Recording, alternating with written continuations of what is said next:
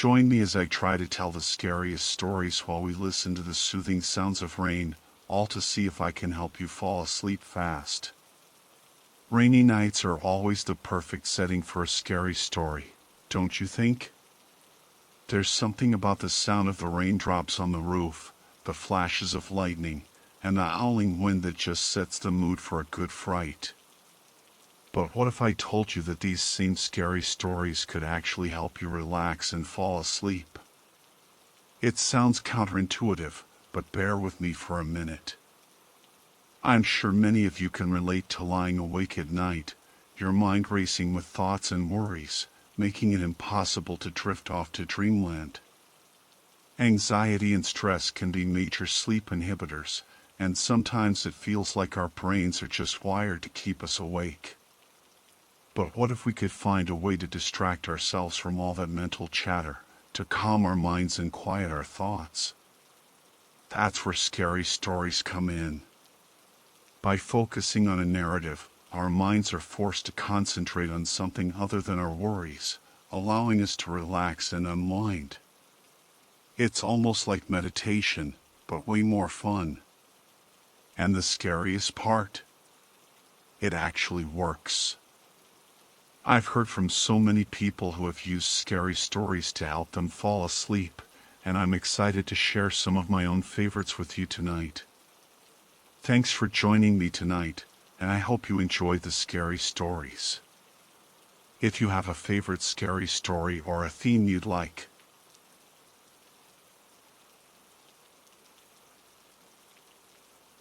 it still sends shivers down my spine when I think about it. I tweaked a few details to make it harder to Google. I actually managed to find the original case when he first told me this story, but trust me, there's more truth to this than you'd ever want to believe. Back in law school, I had this incredible professor who was always exceptionally kind to me. I was a bit of an oddball, and he just took me under his wing. His wife, Elena, would come to campus every Friday, and the three of us would grab lunch together. We got pretty close, and I couldn't help but notice how fiercely protective he was of her. My professor had spent 2 decades as a public defender before transitioning into academia. He had this really grounded, almost philosophical attitude about his former clients. He'd even visit some of them in prison, a few on death row. He used to say you learn real fast in that job that most people are, in fact, guilty. But you also learn to separate the person from the crime. Almost all of his homicide cases were gang-related, and he was a firm believer that most gang violence is fueled by coercion.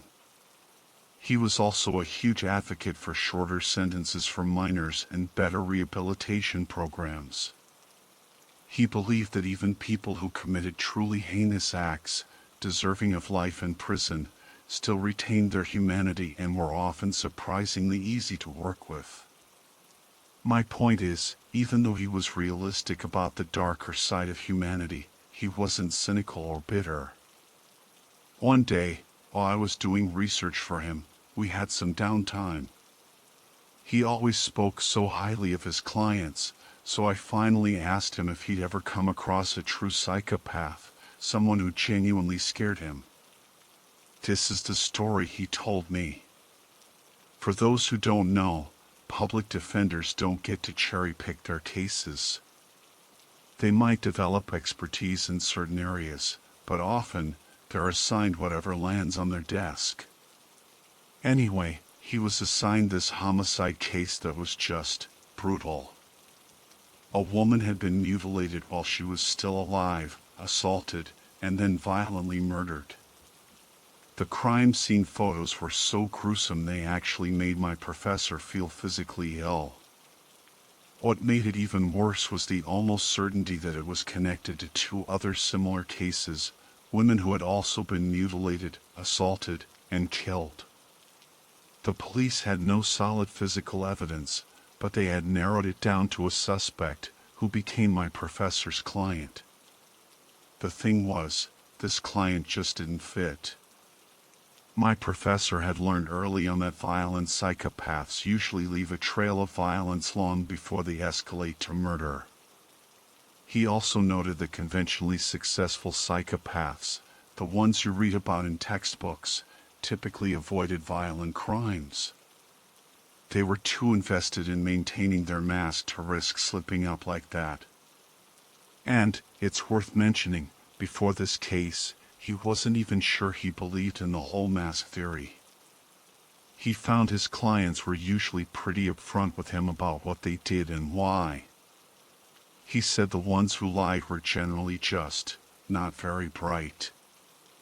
This guy was physically small, unassuming. He had a wife and kids. Not wealthy, but held down a good job, had friends. He was exceedingly polite in their meetings, almost unnervingly soft-spoken. He'd constantly talk about how much he loved his daughters and even identified as a feminist. This client was adamant about his innocence. My professor, initially, just kind of shrugged it off. He didn't waste time trying to figure out if someone was truly innocent or guilty. He focused on what facts could be proven in court. Everything else was, in his words, a waste of precious time. But something about this guy, and the sheer brutality of the crime he was accused of, just didn't sit right with my professor. Not only that, but the state's case was flimsy at best, built on circumstantial threads. As time went on, my professor genuinely started to believe his client might actually be innocent. He started going all in on this case, digging deeper, pushing harder. He managed to get a key witness barred from testifying, which visibly rattled the prosecution. One of the things that really solidified his belief in his client's innocence was the guy's reaction to seeing the victim photos. They were going to be shown in court, and my professor wanted his client to be prepared for the graphic nature of the images. The guy looked like he was about to lose it. He actually bent over a trash can, looking completely distraught. Then he just started rambling, like he was having a genuine, authentic trauma response. He went off about how the girl's ear was torn off, and he kept picturing his wife in that position. Then he said something a little off.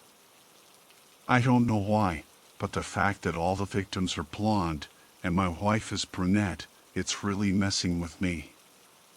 What if it could have been her if she'd just dyed her hair a different color? My professor just stared at him, mouth slightly agape. For a moment, he stopped being a lawyer and was just a human being. My wife, Elena, she's Latina, and I had the exact same thought when I saw these photos. Like, maybe it could have been her, just a twist of fate. Right then and there, he sincerely believed his client was innocent. The reaction was just too real, too raw. Everything shifted as they neared the end of the trial. In a move that was incredibly rare for a violent crime case, the prosecutor actually seemed to realize she was likely to lose and offered a deal. Not a good one, mind you, but attorneys are ethically obligated to inform their clients of any plea deal on the table. My professor's client got visibly annoyed, kept insisting on his innocence. My professor, still believing him at this point, just wanted to walk him through the options, be thorough. Suddenly, the client's entire demeanor changed. His hands started shaking. He stared down at the table, mumbling about how that prosecutor cunt was just doing this to mess with him. My professor was taken aback. This client had been so respectful to everyone throughout the entire process, even to the opposing counsel. He understood the stress his client was under and tried to calm him down, assuring him that he had worked with this prosecutor before, and she was generally fair. Maybe she was genuinely worried that the sentencing would be too harsh if they lost at trial. Objectively, This deal was a way to potentially lessen his jail time.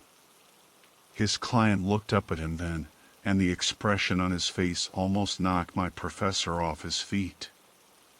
My professor described his eyes as completely void, utterly lifeless, like his client was looking right through him, not at him. According to my professor, he hadn't truly believed in evil until that day. He believed humans were complex, capable of monstrous acts, but he didn't believe anyone was inherently evil.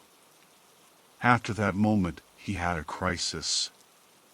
He was shaken to his core. My professor stammered something about just wanting to look at the specifics of the deal, make an informed decision.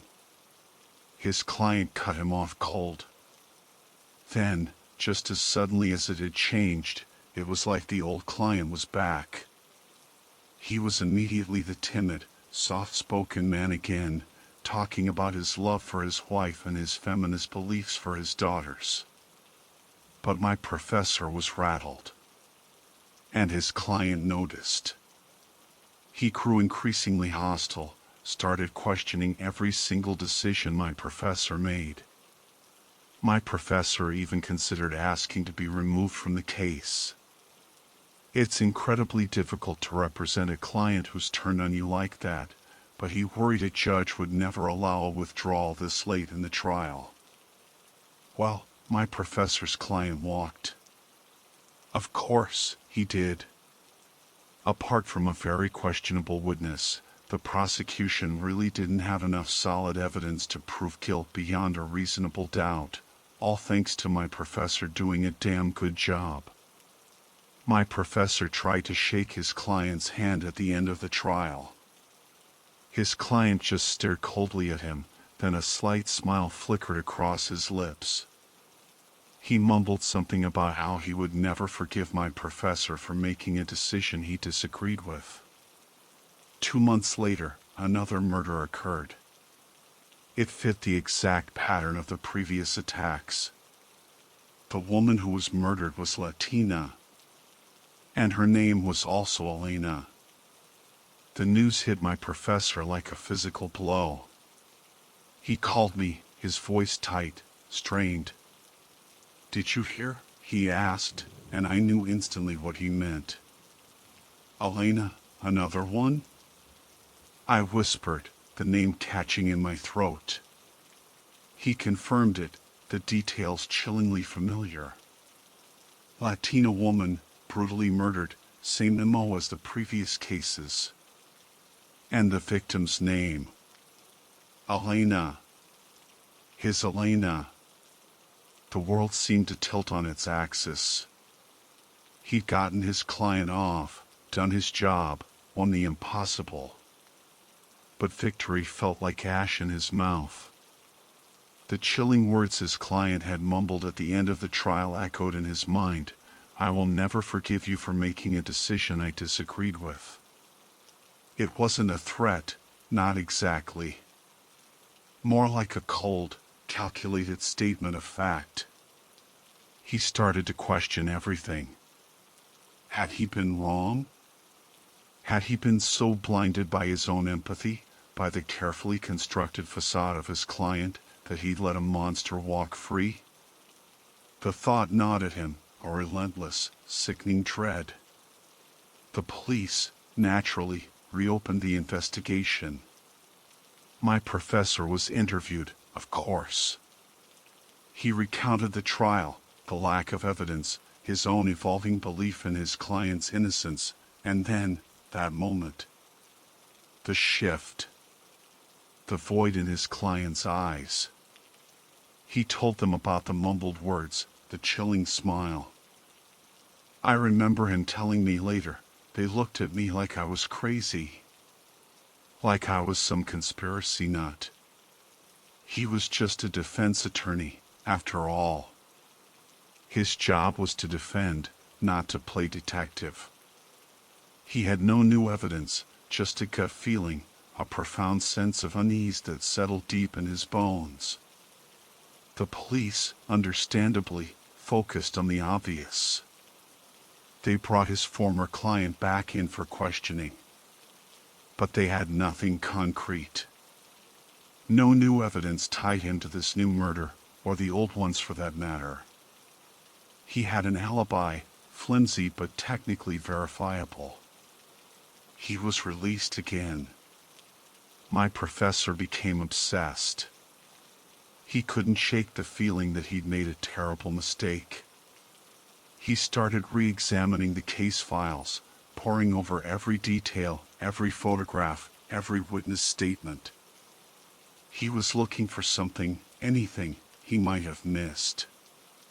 He even started doing his own, unofficial, investigation.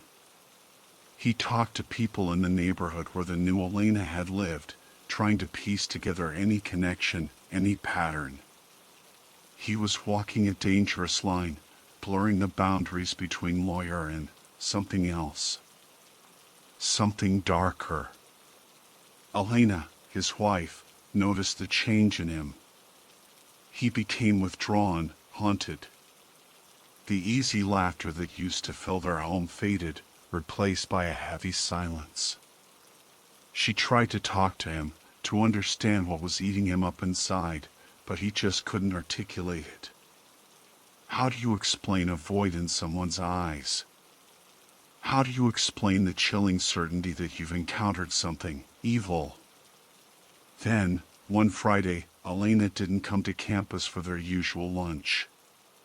My professor was immediately worried. It wasn't like her to break their routine without a word. He tried calling her again and again, but her phone went straight to voicemail. Panic started to set in, cold and sharp. He left campus, his mind racing, imagining every terrible scenario. He drove home, heart hammering against his ribs, praying, pleading for her to be okay. He found the front door unlocked. The house was eerily silent. He called out her name, his voice cracking with fear. Elena? Elena. No answer. He moved through the house, each room amplifying the growing dread. The living room was empty, the kitchen spotless, unnaturally so. Then he reached their bedroom. The door was slightly ajar. He pushed it open, and the scene that greeted him, it shattered something inside him. Elena was there. On their bed. But it wasn't his Elena. Not anymore. She was posed. Like a grotesque doll. Mutilated, violated, arranged with a horrifying, deliberate artistry. And her hair, it had been crudely dyed blonde. He stood there, frozen, the air thick with the metallic tang of blood and the sickening sweetness of decay. His mind struggled to process what his eyes were seeing. This wasn't just murder. This was a message. A twisted, personalized message delivered with unimaginable cruelty. And in the silence of that blood-soaked room, he knew, with chilling certainty, who had sent it. Time seemed to warp, stretching and compressing in sickening waves. One moment, he was standing in the doorway, paralyzed by horror. The next, he was dimly aware of himself stumbling back, retching, a primal scream building in his chest that couldn't quite escape. He didn't call the police right away. Not at first. There was a part of him, a broken, irrational part, that wanted to clean it up. Erase it. Pretend it hadn't happened. As if scrubbing blood from the carpet could somehow rewind time, bring Elena back, undo this nightmare. Of course, that impulse lasted only a few frantic seconds. Reality crashed back in, brutal and unforgiving. He had to call them. But first, he needed to see her face. One last time, before the flashing lights and the strangers invaded their home, their life. He forced himself back into the room, each step heavy, leaden. The smell was even worse up close, cloying and sickeningly sweet. He had to fight back the urge to vomit again. He knelt beside the bed, his gaze drawn to her face. It was peaceful, in a way that was deeply, profoundly wrong. Her features were composed, almost serene, like she was sleeping, except for the vacant eyes, staring up at the ceiling, unseeing, and the grotesque parody of blonde hair framing her face, a cruel mockery of the vibrant brunette he loved. He reached out a trembling hand, wanting to touch her, to somehow wake her from this horrific tableau. But he stopped himself. He knew, intellectually, that he shouldn't contaminate the scene. But it was more than that. There was something about the arrangement of her body, the deliberate artistry of the horror, that made him recoil. It felt tainted, violated beyond comprehension. He finally stumbled back out of the bedroom, his legs shaky, his mind numb. He fumbled for his phone, his fingers clumsy, refusing to cooperate. Dialing 911 felt like a betrayal, an admission that this was real, irreversible. The call was a blur. He remembers the robotic voice of the operator, the questions he could barely process, the address he choked out, his voice thick with unshed tears and bile. He hung up, then just stood there, in the middle of his desecrated home, waiting. The sirens wailed in the distance, growing louder, closer. He sank onto the living room couch, the plush fabric suddenly feeling alien and cold beneath him. He stared blankly at the wall, seeing nothing, feeling nothing, just a vast, echoing emptiness where his heart used to be. The flashing lights painted grotesque patterns across the walls as the first officers arrived. He'd barely registered their presence, their questions, their gentle hands guiding him outside. He was a ghost in his own life, watching from a distance as his world dissolved into chaos and flashing blue and red. Later, in the sterile interrogation room, the questions began. They were careful, professional, but he could see the suspicion in their eyes. Husband, lawyer, suddenly widowed. He knew the drill. He'd been on the other side of this table countless times. He answered their questions mechanically, his voice flat, devoid of emotion. He recounted the story of his client, the trial, the chilling encounter, the mumbled threat. He told them about the new murder, the victim's name, the horrifying similarities. He laid it all out, the pieces of the puzzle he'd been desperately trying to ignore, now forming a terrifying, undeniable picture. But they still looked at him with doubt. Circumstantial. Conjecture. A grieving husband grasping at straws. He knew what they were thinking. He was a lawyer, after all. He knew how these things looked. He was the grieving husband, the prime suspect. And maybe, in some twisted corner of his mind, he even understood their suspicion. Because a part of him, a small, dark, insidious part, wondered if he was responsible. If, by defending that monster, he had somehow unleashed this horror upon his own life. The weight of it was crushing. He felt like he was drowning, suffocating under the guilt, the grief, the sheer, unbearable wrongness of it all. And in the cold, sterile room, surrounded by strangers in uniforms, he was utterly, devastatingly alone. The investigation became a suffocating blanket. Every detail of his life was dissected, scrutinized, twisted under the harsh glare of suspicion. His home, once a sanctuary, was now a crime scene, a place of lingering horror and sterile police tape. His memories of Elena, once vibrant and warm, were now tainted by the grotesque image seared into his mind. He cooperated fully, of course. He had nothing to hide, except the gnawing certainty in his gut. The police were looking for evidence, for fingerprints, for DNA, for something tangible. They were looking in the physical world, but the horror he felt was something else, something metaphysical. Days bled into weeks. The media descended, vultures circling a carcass. His name, once respected in legal circles, was now whispered in hushed, accusatory tones. The lawyer whose wife was murdered.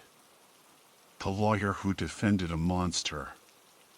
The whispers followed him like shadows, clinging to him, suffocating him. The police investigation stalled. No forced entry. No witnesses. No new evidence linking his former client to Elena's murder, or to any of the previous ones, beyond the chilling similarities in the MO and the victim's name. His alibi held. He remained untouchable. The case went cold. Another unsolved horror story, filed away in the dusty archives of the city's darkest secrets. The media moved on, chasing fresher blood. But for my professor, there was no moving on. He sold the house. He couldn't bear to live there anymore, haunted by the ghost of Elena and the chilling echo of his failure. He moved into a small, anonymous apartment, stripping his life down to bare essentials. He stopped teaching, unable to face his students, their bright, hopeful eyes a painful reminder of everything he had lost. He became a recluse, a shadow of his former self. He spent his days in a haze of grief and guilt, replaying the trial, the encounter with his client, Elena's face, over and over again in his mind, a broken record of despair. One evening, months later, he found himself walking aimlessly through the city streets. The city lights blurred around him, indifferent to his pain. He ended up in a park, a small patch of green amidst the concrete jungle. He sat on a bench, staring blankly at the darkened trees, the silence broken only by the distant hum of traffic.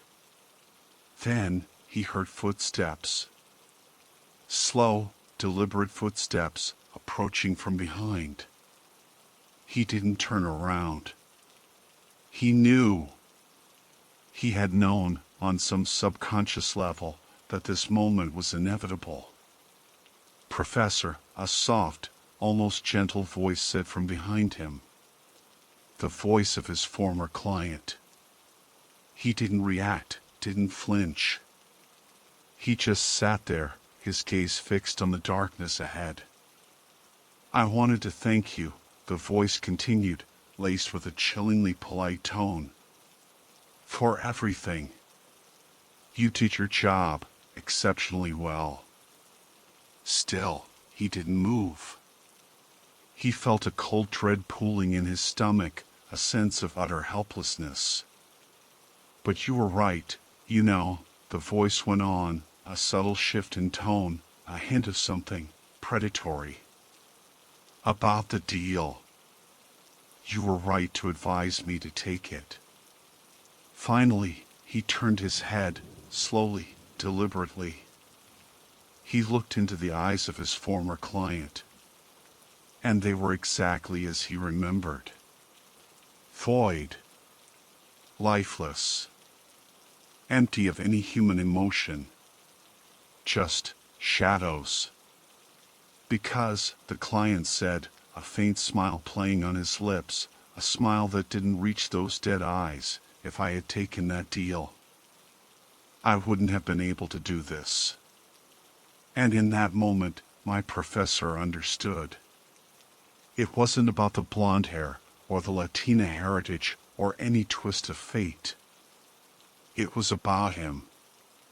It was a message, delivered with unimaginable cruelty, meant for him and him alone. A final, chilling act of forgiveness. Or perhaps revenge.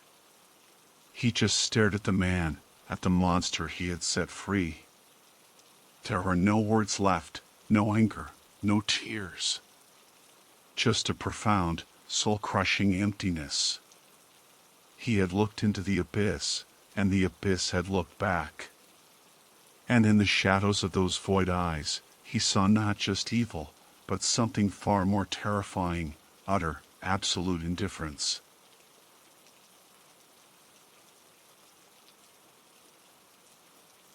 My gig at the Secure Guard Monitoring Center was the definition of mind-numbing. Endless rows of screens displaying static feeds from empty warehouses and vacant lots. The only perk? Headphones were allowed. At first, music was my go-to, but even that started to feel like white noise. Audiobooks and comedy podcasts followed, but nothing really grabbed me until I stumbled into the dark world of true crime podcasts. It started innocently enough. Friends recommended Morbid Curiosity and Dark Tales, and they clicked instantly. Working the graveyard shift in a dimly lit room, surrounded by silent screens, listening to chilling stories, it was like a morbid kind of ASMR. My imagination would run wild. I'd stare at those unchanging screens, picturing shadowy figures lurking just beyond the frame, ready to pounce. Morbid, sure, but it spiced up the monotony. My current obsession was shadows in the city. Unlike the big names, these guys dug deep into local cases, the ones still unfolding. They weren't just rehashing old serial killer lore. They were speculating about current crime patterns, wondering if the city had a new monster brewing. It was less about the gruesome details and more about the unsettling what-ifs. I was deep into their archives one night, earbuds in, when I glanced at the clock. Shift ending soon, weekend finally here. I sighed, pulled out my buds, and tucked them away. Habit, more than anything, made me jot down the night's non-events in the logbook. Squirrel in Sector 7 parking lot, 3:30 a.m. Nothing else to report. Pointless, probably, but who knew? Weekends for me were usually low-key. Not a hermit, exactly, but definitely a homebody. Give me a couch, a movie, and I'm content. My friends, though, they were the social butterflies. They knew how to drag me out. The usual? Liam texted Friday night. Translation, the Serpent's Den? Our regular dive bar. Always a good vibe, never too crowded, never dead. Perfect. Later that night, nursing a beer at the bar, Liam nudged me. Check it out, he mumbled, nodding towards the far end of the bar. And there she was. She wasn't trying to hide. A drink loosely held in her hand, eyes sharp, but with that slightly glazed look that hinted at a couple of drinks already.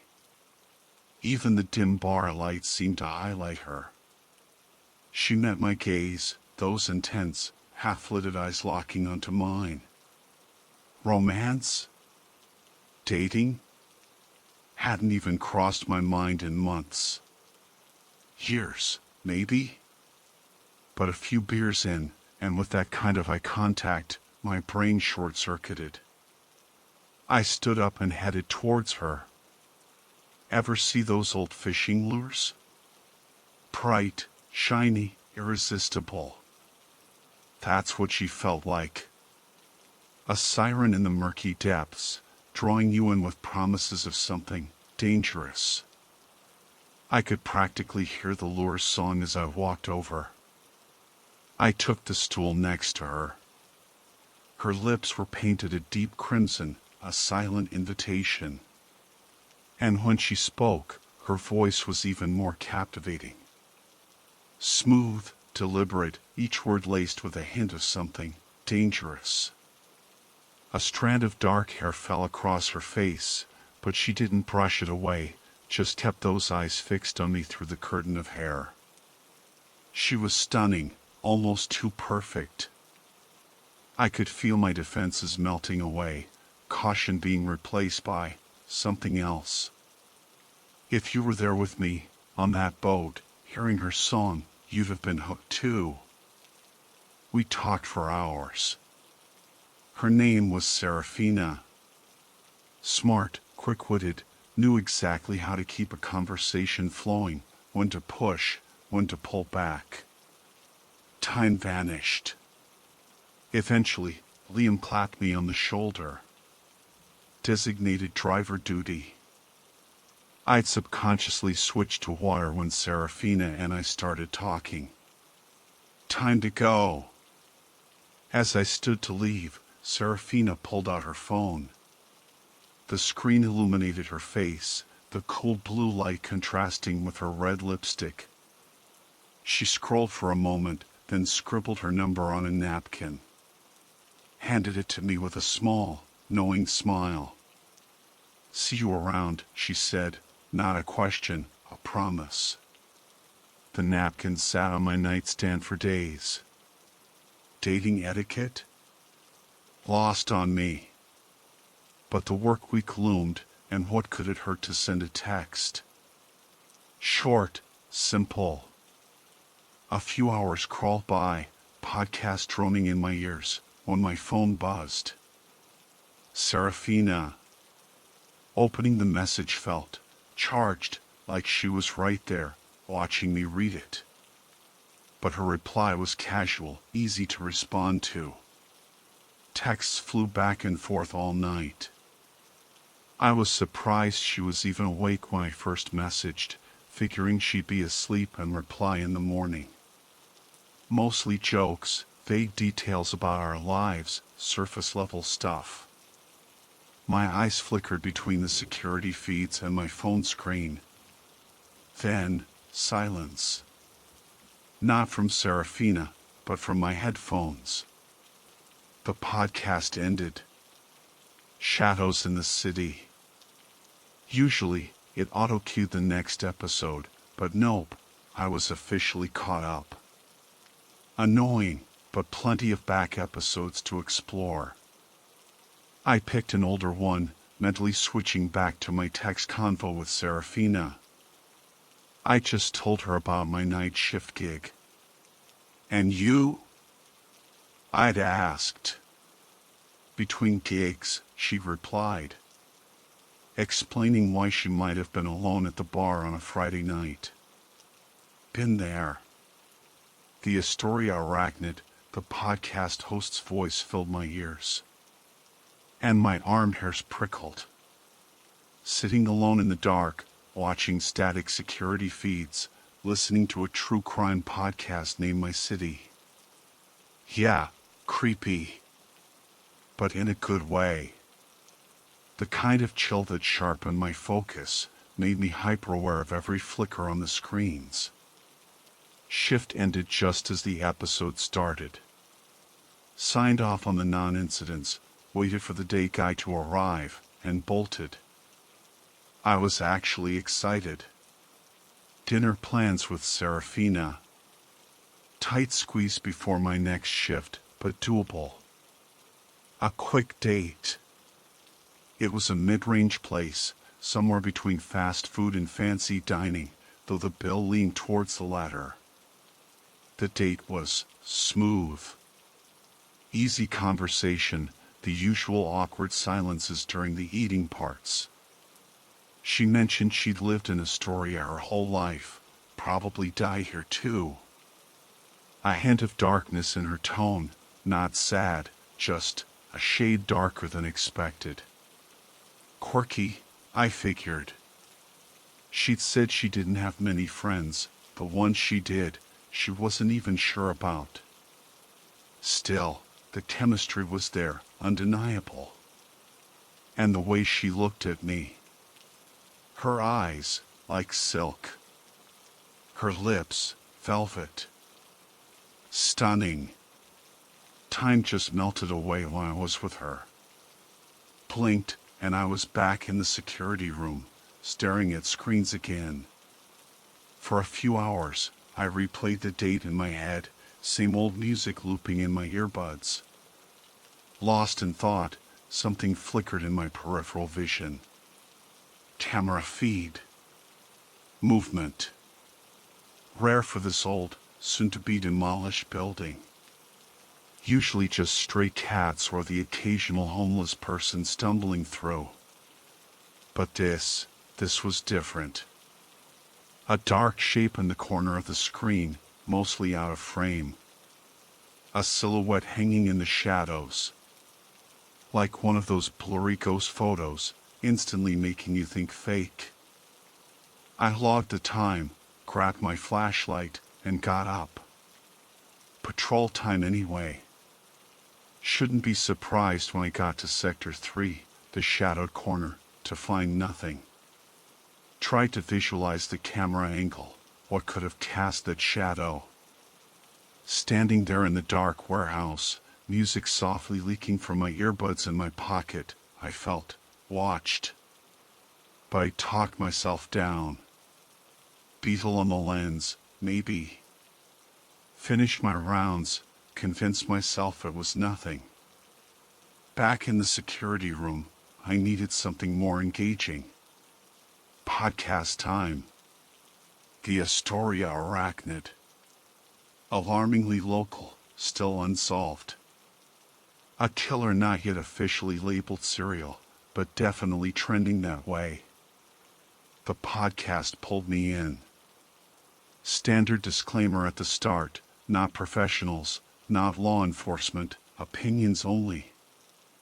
Then, straight into the grim details of the Astoria Arachnid. They didn't know who it was, of course. Just piecing together local cases, drawing connections. Admitted most of their theories were probably way off. Just opinions. But with the Arachnid, the connections were strong. Victims always found in someone else's house. Discovered by returning families. Body in the master bedroom. Sheets soaked crimson. Wounds varied, stabs, burns, acid, but always the Arachnid's signature. Head severed. Crudely. Not clean cuts. Jagged tears, strips of skin hanging. Spine hacked, cracked, like the killer struggled or enjoyed it. They described it better than I can. Painted a gruesome picture. Coming home from vacation to that on your bed. Days, maybe, before discovery. The smell. How do you erase that?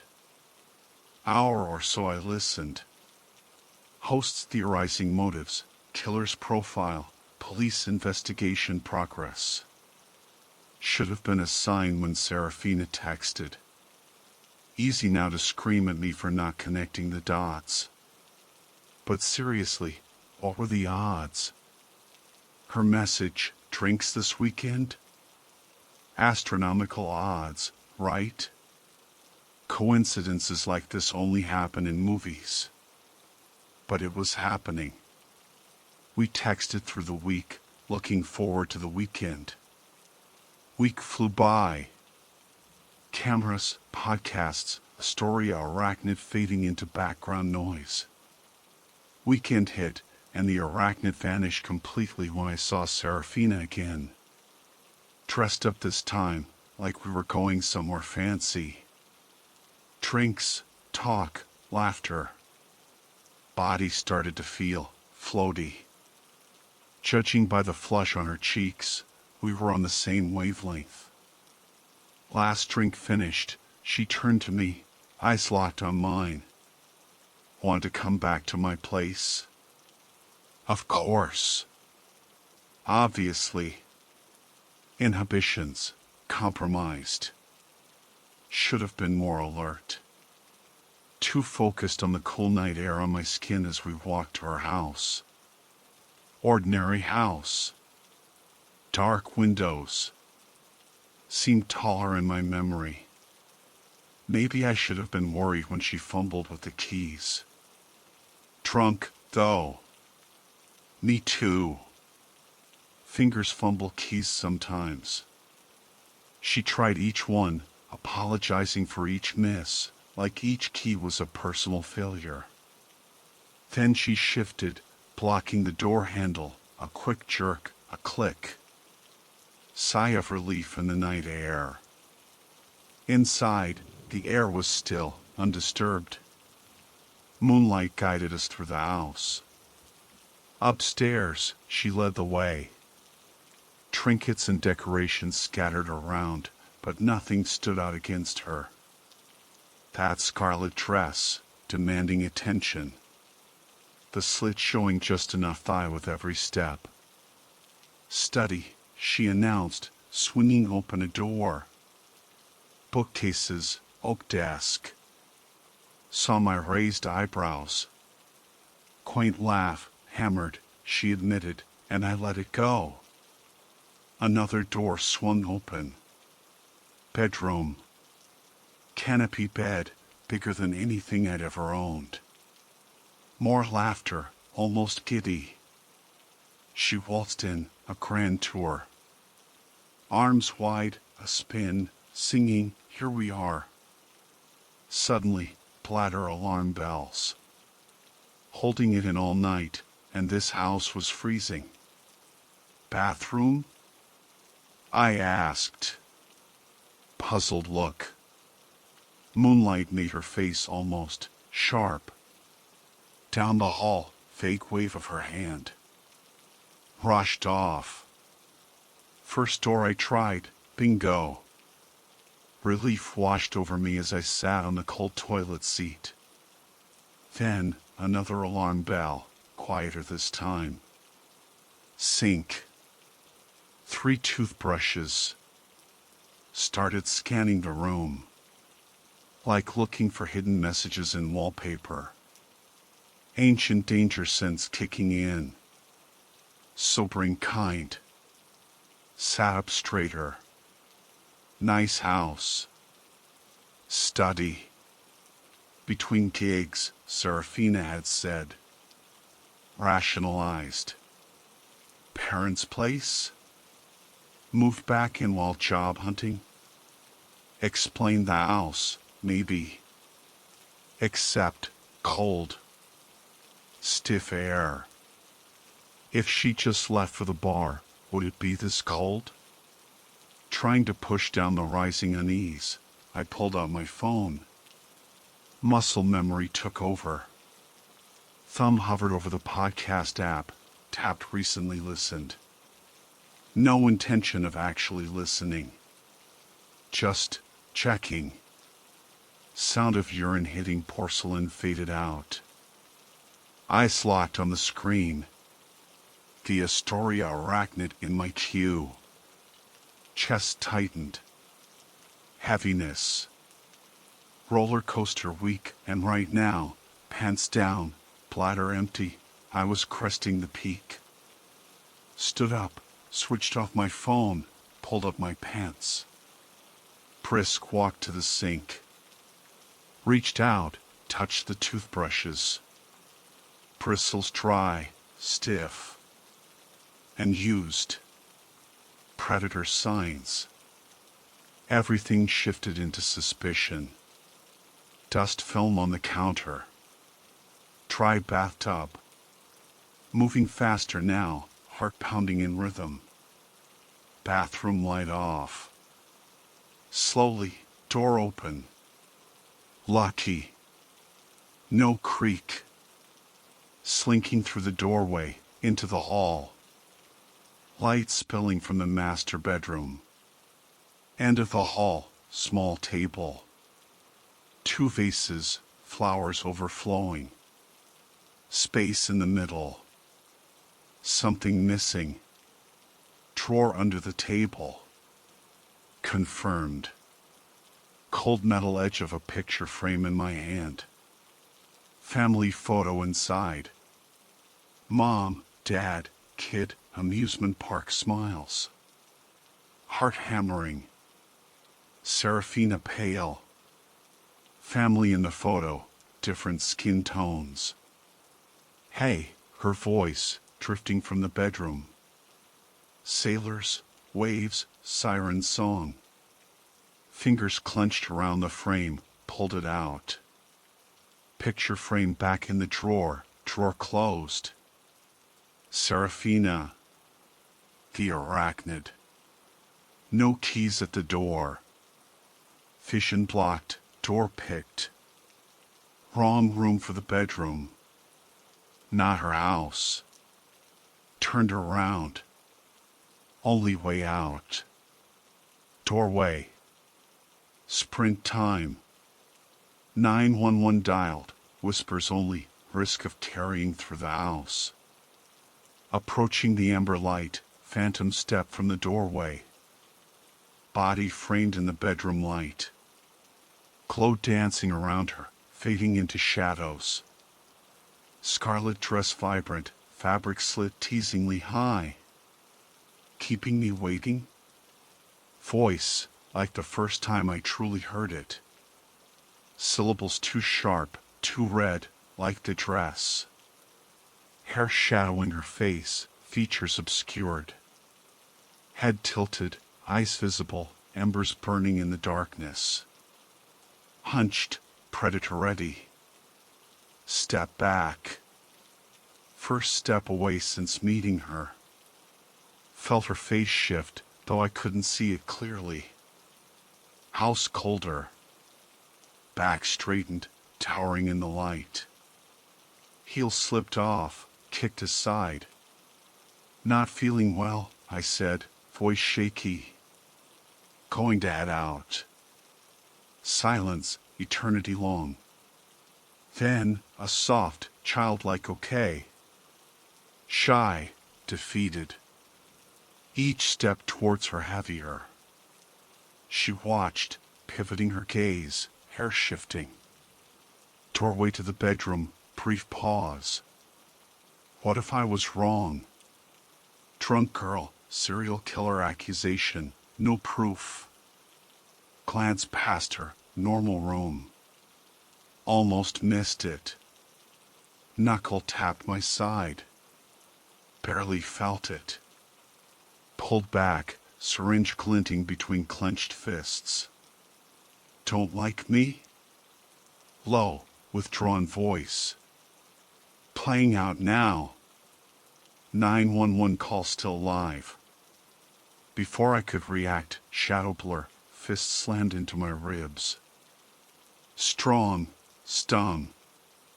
Booze, syringe cocktail, body sluggish. Vision blurring, snapping back. Stumbled, falling back into the hall. Foot caught, spiraling down. Elbow cracked on the wood floor. Pain, heat in my spine. Guttural scream. She's trying to kill me. Shuddering, spitting. Clawing at the floor, trying to stand. Footsteps vibrating through the wood. Looming over me, light from the bedroom, hellmouth open. Foot pressed against my side, rolling me onto my back. Booze, drugs, bloodstream waltz. Limbs heavy, slow.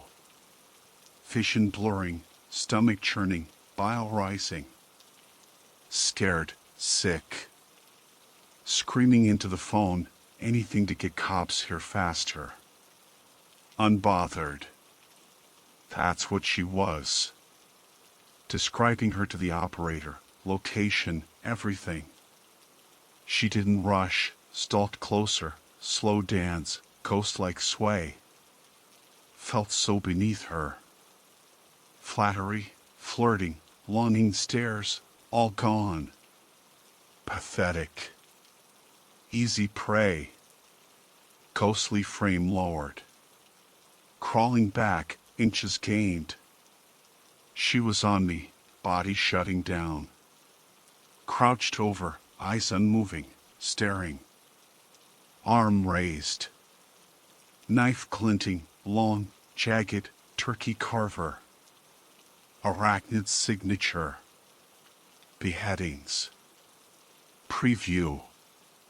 Knife to my left shoulder. Teeth of metal digging in, unzipping skin. Arm, stinging, nerves plucked. Chest tightened. One push left. Fear-drenched thoughts. Needed the right moment. Knife lowered again, thigh this time. Fabric ripped, skin split. Soft exhale, loving release of air. Hips shifted on mine. Knife to my neck. Quick now, neck before cops. Arm raised, moonlight on her face, ecstasy rapturous. Pocket. Picture frame metal bit. Adrenaline surge. Body clenched, big to move. Arm lifted with hers. Knife teeth deeper. Metal shard slammed into her thigh. Hard, quick, 3 times as she reacted. Fourth stab, side leverage, pushing her off. Borrowed energy, miracle I could move. Body tumbled off. Barely fought back. Watched. Animal, not human. Spectre in the hall, eyeing me scrambling for the stairs. Hardened throat, red and blue lights flashing outside. Landlocked fish, jerking towards the steps. No standing. Desperate. Reached for the first step. Last strength, pulled myself over, body limp down the stairs. Wood cracked, slammed, fake teeth biting. Bottom of the stairs, scream ripped out. Wounded dog, master call. Howl through spit, blood. Top of the stairs, she stood, red and blue light washing over the house, barely touching her. Dark frame looming, gaze ripping my head off. Thud. Boot on the front door. Bell run. Frame twisted, drifting away. Which room? Couldn't tell. Vision tumbling, fading. Body useless. Thoughts betraying me. Cool air rushing in, front door swinging open. Last moment in that house. Thought I saw her, hunched over, eyes peering from dark hair. Watching me fade. Unconsciousness. Woke up. Questions. Everything I could remember. Each detail relayed, wondering real or lie. First to escape? Luck, seconds ahead. Could have killed me. Wanted to? Dead. But not her satisfaction. Rushed ritual. No reward for her. Police follow-ups. Podcast email, no reply. No follow-up episodes, apparently. Wounds bandaged, fractures minor. Made it out. Drugs sick for a day, then back to work. Friends joked. Perfect job. Stalker defense, security room, cameras. No sneaking up. But still feel it. Rounds, mind wandering, feel her eyes. Worse, the shadow on the camera before we met. Hard to forget. See it all the time now.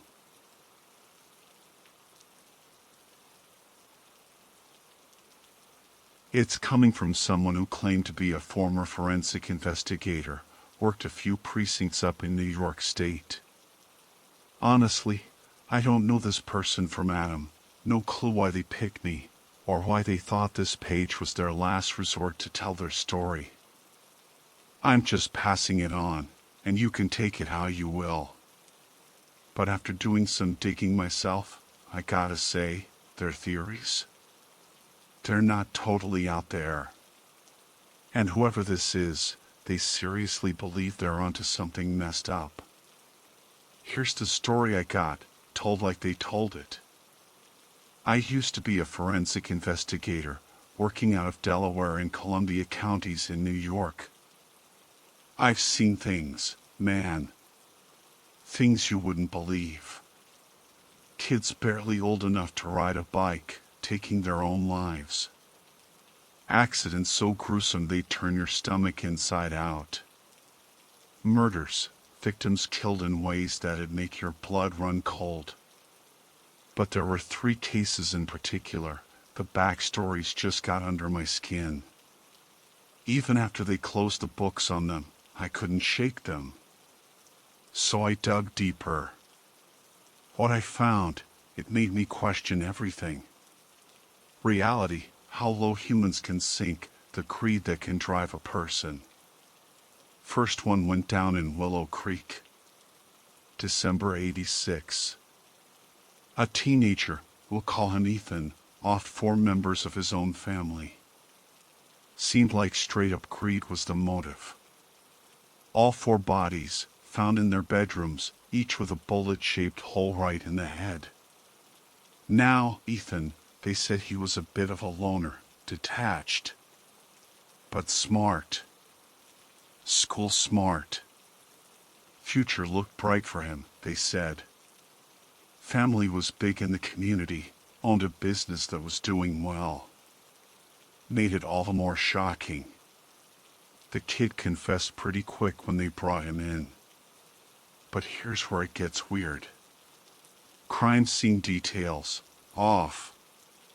Dozens of candles, stuck on top of coins, scattered all over the house. Inscriptions, scrawled in blood on the living room floor. Most of it was just a mess, tracked over before we even got there. But you could see it had been there. And the bodies, they were all smeared with this oily, light green stuff. Coroner's reports on all 4 victims, they were strange too. Wounds described as narrow, bullet-shaped holes, entry point forehead, exit point back of the head. Exit wounds? Nothing like bullet exits. No casings, no rounds anywhere. Gunpowder residue tests? Wiped out in a lab accident, pipe burst or something. Officially, reports said gunshots. But technically, never proven. Detectives, they figured confession was enough. Case closed. Bizarre details? Overlooked. Ethan claimed he couldn't remember anything from that night. Psychotic break, they called it. But I always felt like there was more to it. Something Ethan wasn't saying. Trying to make sense of what was written on that living room floor? Forget about it. Mostly gone. But one phrase kinda stood out. Half-readable. Chudok. And that light green, slippery stuff all over the bodies? Money oil. Herbal remedy, witchcraft thing. Supposed to bring you wealth, prosperity. People knew something was off, way off. But everyone just wanted it to go away. Willow Creek, small town. Didn't need this kind of spotlight. So, in the end, I got it. Desire to bury it, move on. And I accepted it. Told myself I wasn't gonna learn anything more than what was already out there. But that Jadok thing, and the money oil, it stuck with me. Like a bad taste you can't get rid of. Years go by. I moved counties, start working Delaware County. Then, June of '89, it happens again. Another mass murder. Brings Willow Creek flooding back into my mind. This time, it's out by Stanford, cabin in the woods. 23-year-old kid, we'll call him Aaron. Killed his whole family. Same weird setup. Candles on coins scattered around. For bodies, this time in the attic of the cabin. At first glance, looked like gunshots again. But autopsy report, same story. Bullet-shaped entrances, clean through the body. Except this time, not just one hole. Multiple perforations. Like they'd been stabbed with something thin, sharp, over and over. Bodies were arranged around something drawn on the attic floor. Symbol. Blocky, crooked uppercase B. Small, backwards J sticking out the bottom left corner. Jagged uppercase T branching off the top left. Scrawled in some kind of scorched powder. Light green color, looked like herbs mixed in. Like Aaron was interrupted mid-ritual, spooked, took off. He ran. Cornered him at some abandoned farm over in the next county. Long standoff. Cops on scene said Aaron was screaming, even as they took him down. So close, he kept yelling. Needed to complete the circle, finish the process.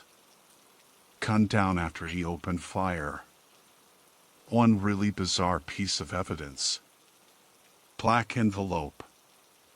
Aaron pinned it to his family's business storefront after the murders, before he ran. Covered in green wax. Inside, burnt scraps of paper. Looked like a letter or a note. Couldn't make anything out. Aaron, they said he was mentally unstable. Mental issues, that was their explanation. Case closed. But that explanation, it just didn't sit right. Too much ignored. Aaron, obsessed with money. Wealth. Friends said it was all he talked about. Family estate, inheritance. Always going on about the liquid value of everything, what he'd do with all that cash. I pushed back on the official conclusion. Police chief, same line as before. Aaron's dead, he says. Case closed. No need to waste time and resources. Even after I laid out the similarities to Willow Creek, he wouldn't hear it. Reassigned me. Dead end. After that, I found out about the powder in the attic. Money powder. Vegetal ingredients, almost identical to that money oil from Willow Creek. That's when I started my own investigation. Secret. Against orders, against protocol, against everything. But I had to. Willow Creek, Stanford. Too much the same. Couldn't let it go. Young guys, money motive. Families murdered almost exactly the same way. Candles, coins, same weird substances. Rituals? Had to be. Ethan and Aaron trying to do the same damn thing, or something close to it. But evidence, circumstantial. At best. Needed a link. Something solid to connect them. Something to make anyone take me seriously. Year into my own little rogue investigation, case file surfaces. February '88, Groveland, New York. Man, we'll call him David. Murdered his whole family, then himself. House fire on top of it. 5 bodies pulled from the ashes. David, wife, 3 kids. Kids and wife, found in their beds. David, only one officially gunshot, suicide. Wife and kids. Documents said wounds closely resembling gunshot, clean through the cranial region. Sound familiar? 2 details in Groveland hit me like a brick. Connected it all back to Willow Creek and Stamford. Fire started by lighting a charred black envelope. Note inside, burned to nothing. But black envelope? Just like the one Aaron pinned up. David? Tattoo on his back. Same symbol from Stamford attic. Jagged B, T and backwards J sticking out. And David? Financial trouble. Marital problems, money problems.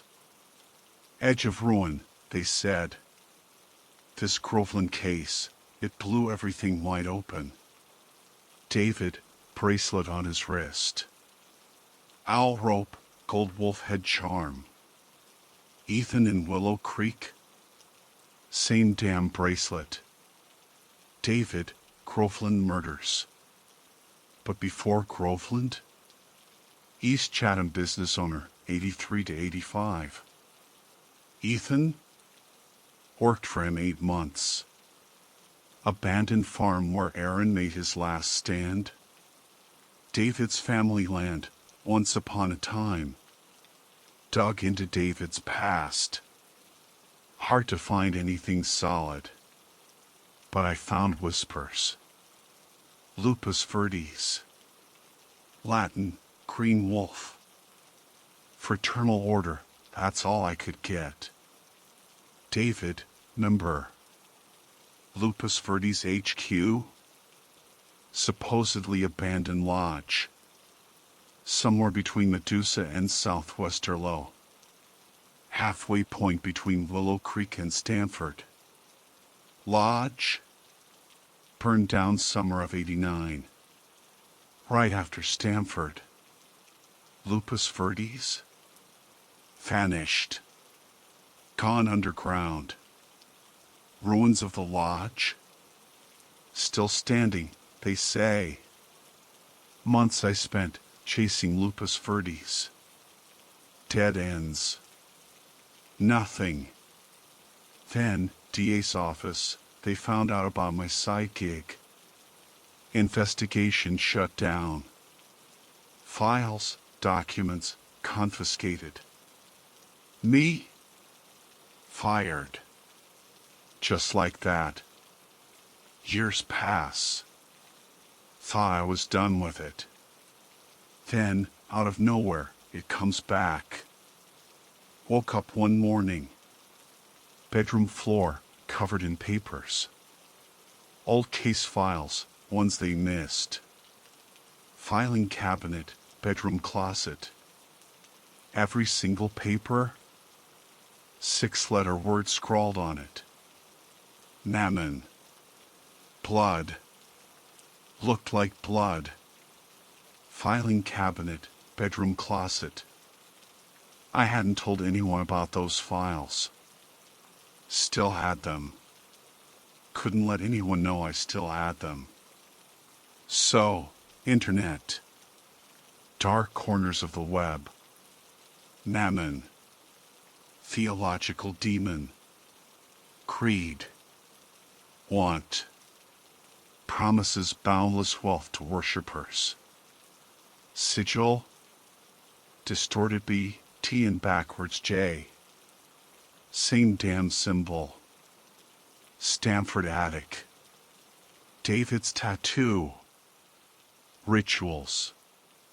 Summoning mammon.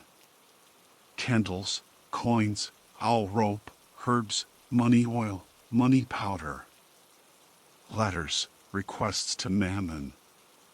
Burned, black envelopes. One detail about mammon kept popping up. Visuals. Paintings, drawings. Long, narrow spike. retracting from its wrist.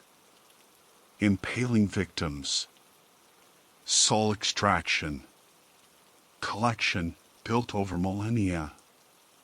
Wounds. Bullet-shaped holes. Gunshots, reports said. But what else could make that kind of wound? Souls at rest? Or something far worse? Mammon, old form. Lupus verdes. Green wolf. Owl rope bracelets, wolf head charms. Clicked into place. Dates of the killings. Not random. Ethan, December 13th, Feast of St. Judoc. Judoc. Hoard from Willow Creek floor. Wealthy prince gave it up to be a priest. Modesty, solitude.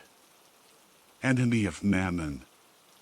Opposite of everything the demon stood for. Blood-written names of enemies. Mockery. Scorn. Appease, empower your idol. Occult thing.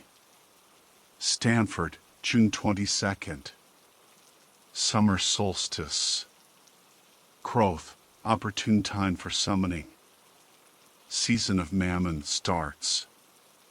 Groveland, February 28th, 88. Leap year. Dark arts, leap years, portals for spirits. Mammon, stories said, uses leap year portals to come and go. Theory? Here it is. Lupus verdes, Mammon cult. Wealth, prosperity seekers. Rituals, flesh and blood offerings. Bigger the sacrifice, bigger the reward. Family sacrifice? Endless riches from Mammon. David recruited Ethan, Aaron. Indoctrinated. Ethan, ritual botched. Mental break. Aaron, interrupted. Police showed up too soon. David? Something went wrong. Guilt? Horror? Suicide? Stanford killings, too much heat. Lupus verdes, gone underground. Lodge burned. Tried to get my findings looked at. Investigate Lupus verdes. Laughing stock. Evidence disputable, circumstantial, inventive. Gave up. Precincts threatened legal action. Files, documents, turn them over. Settled business. No need to revisit. Things quieted down. Then, recently, renovating a room. Spouse's stuff. Black envelope. Familiar. Letter inside. Recent date. Now I know. Not safe. Home, watched. People I know, love. Working for them. Lupus verdes? Mammon? Don't know who to trust. Where to go. But story out there. Maybe it helps someone. Anyone in the same boat. Suspect something. It's bigger than I thought. Those cases? Just the beginning. Horror's this thing, these followers, just the start.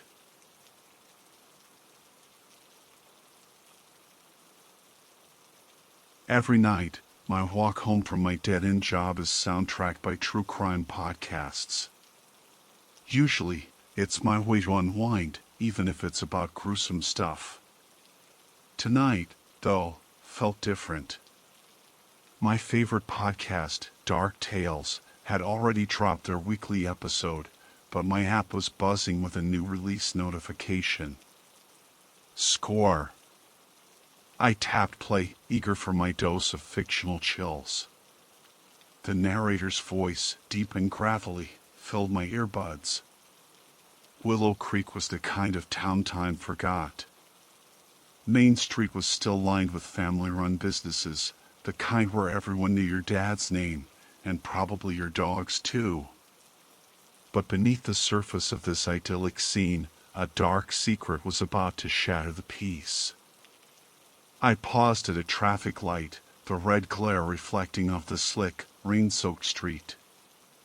A black SUV whooshed past, spraying a puddle. Across the street, the eerie blue glow of the corner bodega spilled out onto the sidewalk, casting long shadows from the chairs stacked upside down on the tables inside. The light switched to walk. Time to move. That crisp autumn evening seemed ordinary enough for the young college student. Leaving her shift at the local convenience store, she started her walk home, but home is the one place she'd never reach again. Young student. Local store. Okay, podcast, you're officially creeping me out. I'm a part-time student at Willow Creek College, and yeah, I sling snacks at the quick stop down the street. And guess what? I was walking home. Right. Now. I glanced over my shoulder at the alley beside Tony's Trattoria. Pitch black, except for the flickering neon sign casting a lurid glow. Nothing to see there, right? Her boyfriend reported her missing the next day, kicking off a town-wide volunteer search. 2 days later, they found something by the shores of Shadow Creek Lake. My stomach clenched. I braced myself for the inevitable body reveal. But what came next was way off the charts. Washed up on the sandy bank, investigators recovered a pair of red high tops, size 9. I froze. My feet stopped moving. Slowly, I looked down. Yup. My bright red high tops, soaked from the evening drizzle. What the actual hell? My pulse went into overdrive, hammering against my ribs. The shoes were bagged as evidence, sent to forensics. Analysts would compare the wear patterns to another pair from the victim, hoping to confirm a match. A low rumble made me jump. I spun around, heart leaping into my throat. A black SUV was making a left at the intersection. Wait a minute, hadn't I seen that same car a few minutes back? Could it be following me? Ridiculous. Alex, get a grip. The SUV cruised past, disappearing into the night. Converse are everywhere. Red's a popular color. 9 is, like, the average shoe size for women. And half the college students in Willow Creek probably work part-time jobs. Seriously, are you buying into some freaky podcast prophecy about your own demise? I muttered to myself, trying to sound tough. Weeks crawled by before the lab results trickled in. The forensic team delivered their verdict. The shoes belonged to none other than Alex Johnson. Every drop of blood drained from my face. Alex Johnson. My name. No freaking way. How could this be? My brain short-circuited. No time to freak out. I had to move. I broke into a run, the cozy storefronts blurring into streaks of color. The lake itself yielded nothing. No body. In the absence of a victim, cases go cold fast. But the Willow Creek PD didn't give up. Finally, a witness surfaced, claiming to have seen a car parked near the lake the night of the disappearance, around 2 a.m. A black SUV with tinted windows. No, no, no, no. This was insane. What in the world is going on? I whirled around. Streets empty. No one around.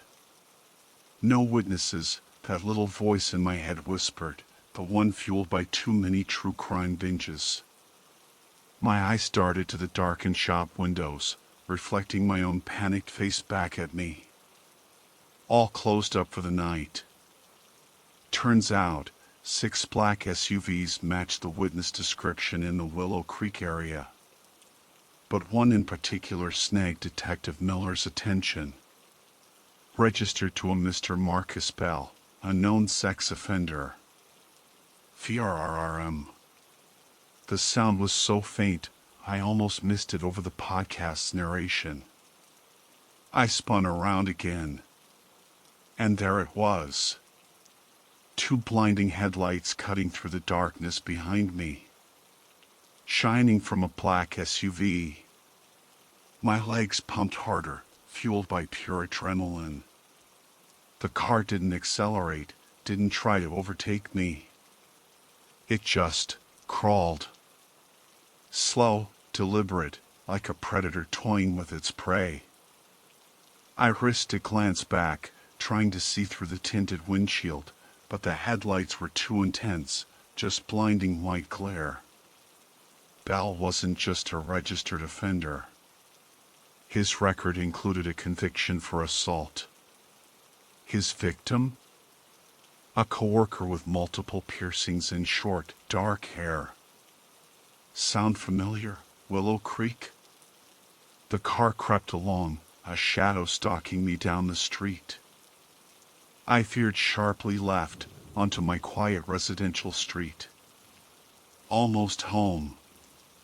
Just a little further. Headlights flashed across me, throwing my racing shadow onto the sidewalk ahead. I didn't dare look back. I just ran. Every muscle screaming, lungs burning, I ran like my life depended on it. The familiar little blue house with the white trim finally came into view. Sprinting across the lawn, fumbling for my keys in my pocket. Click. I shoved the door open, slammed it shut with a bang. Bolt locked. I slumped against the solid wood, heart hammering, and finally let the tears come. I heard the whoosh of the car as it passed my house, continuing down the street. But I wasn't safe yet. Liam wasn't home. I was alone in a dark house, and someone out there in a black SUV knew exactly where I lived. Still shaking, I double-checked every lock. Then, fingers trembling, I dialed Liam's number. He picked up on the second ring, his voice calm and reassuring, promising he was 5 minutes away. I stumbled down the hallway to the bathroom, phone clutched in my hand. I set it on the counter, grabbed a wad of tissues, and blew my nose, trying to get it together. Click. I jumped, whipped around, adrenaline spiking again. But the sound wasn't from outside the door. My phone screen glowed, the podcast still playing. I must have accidentally tapped the screen when I set it down. The play bar showed it had skipped ahead a few minutes. So, what do you think happened to Alex? The baritone interviewer asked. I reached for my phone, ready to shut it off, to silence that voice that felt like it was narrating my actual life. Well, a new voice cut in. She'd mentioned wanting to disappear before. I froze. Dead still. It was Liam's voice. Clear as day, coming from my phone speakers. Really? Why? The interviewer pressed. You know, the usual stuff.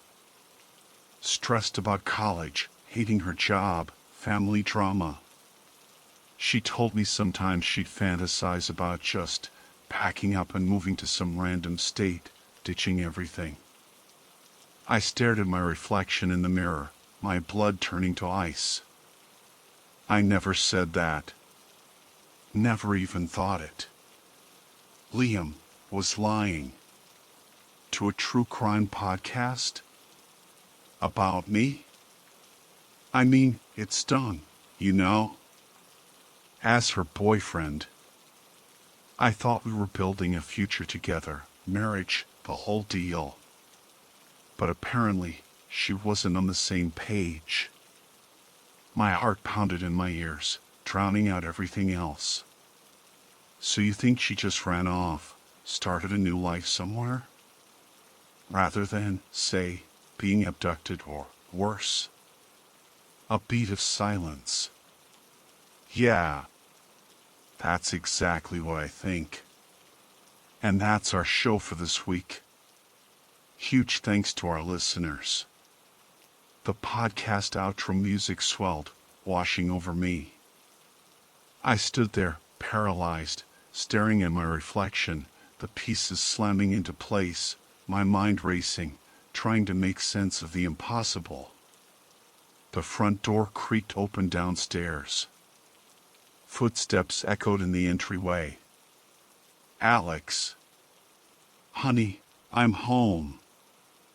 I recoiled from the door, every instinct screaming danger. Alex? Liam called again, closer now. My eyes locked on the bathroom window. Adrenaline surged. I scrambled to it, fumbled with the latch. Click. Unlocked. Push, I shoved the window screen out of its frame. Then, without another thought, I swung the leg over the sill, hauled myself through the opening, and ran. Ran like hell. The cold night air hit me like a slap to the face, snapping me out of my paralysis. Gravel crunched under my sneakers as I bolted across the backyard, not stopping, not looking back. Every shadow seemed to writhe, every rustle of leaves sounded like footsteps behind me. My breath hitched in my chest, a ragged, painful sound swallowed by the darkness. Where was I even going? Nowhere. Just away. Away from the house, away from Liam, away from that podcast that seemed to know my deepest fears, my name. My mind was a whirlwind of questions, none of them with answers that made any sense. Liam, lying? On a true crime podcast? About me wanting to run away? It was insane. He knew I was stressed, sure, who wasn't? College was a grind, work was soul-crushing, but run away? Never. We were supposed to be us. Forever. Marriage, a house, the whole damn picket fence dream. That's what we talked about. Was it all a lie? Had he been lying this whole time?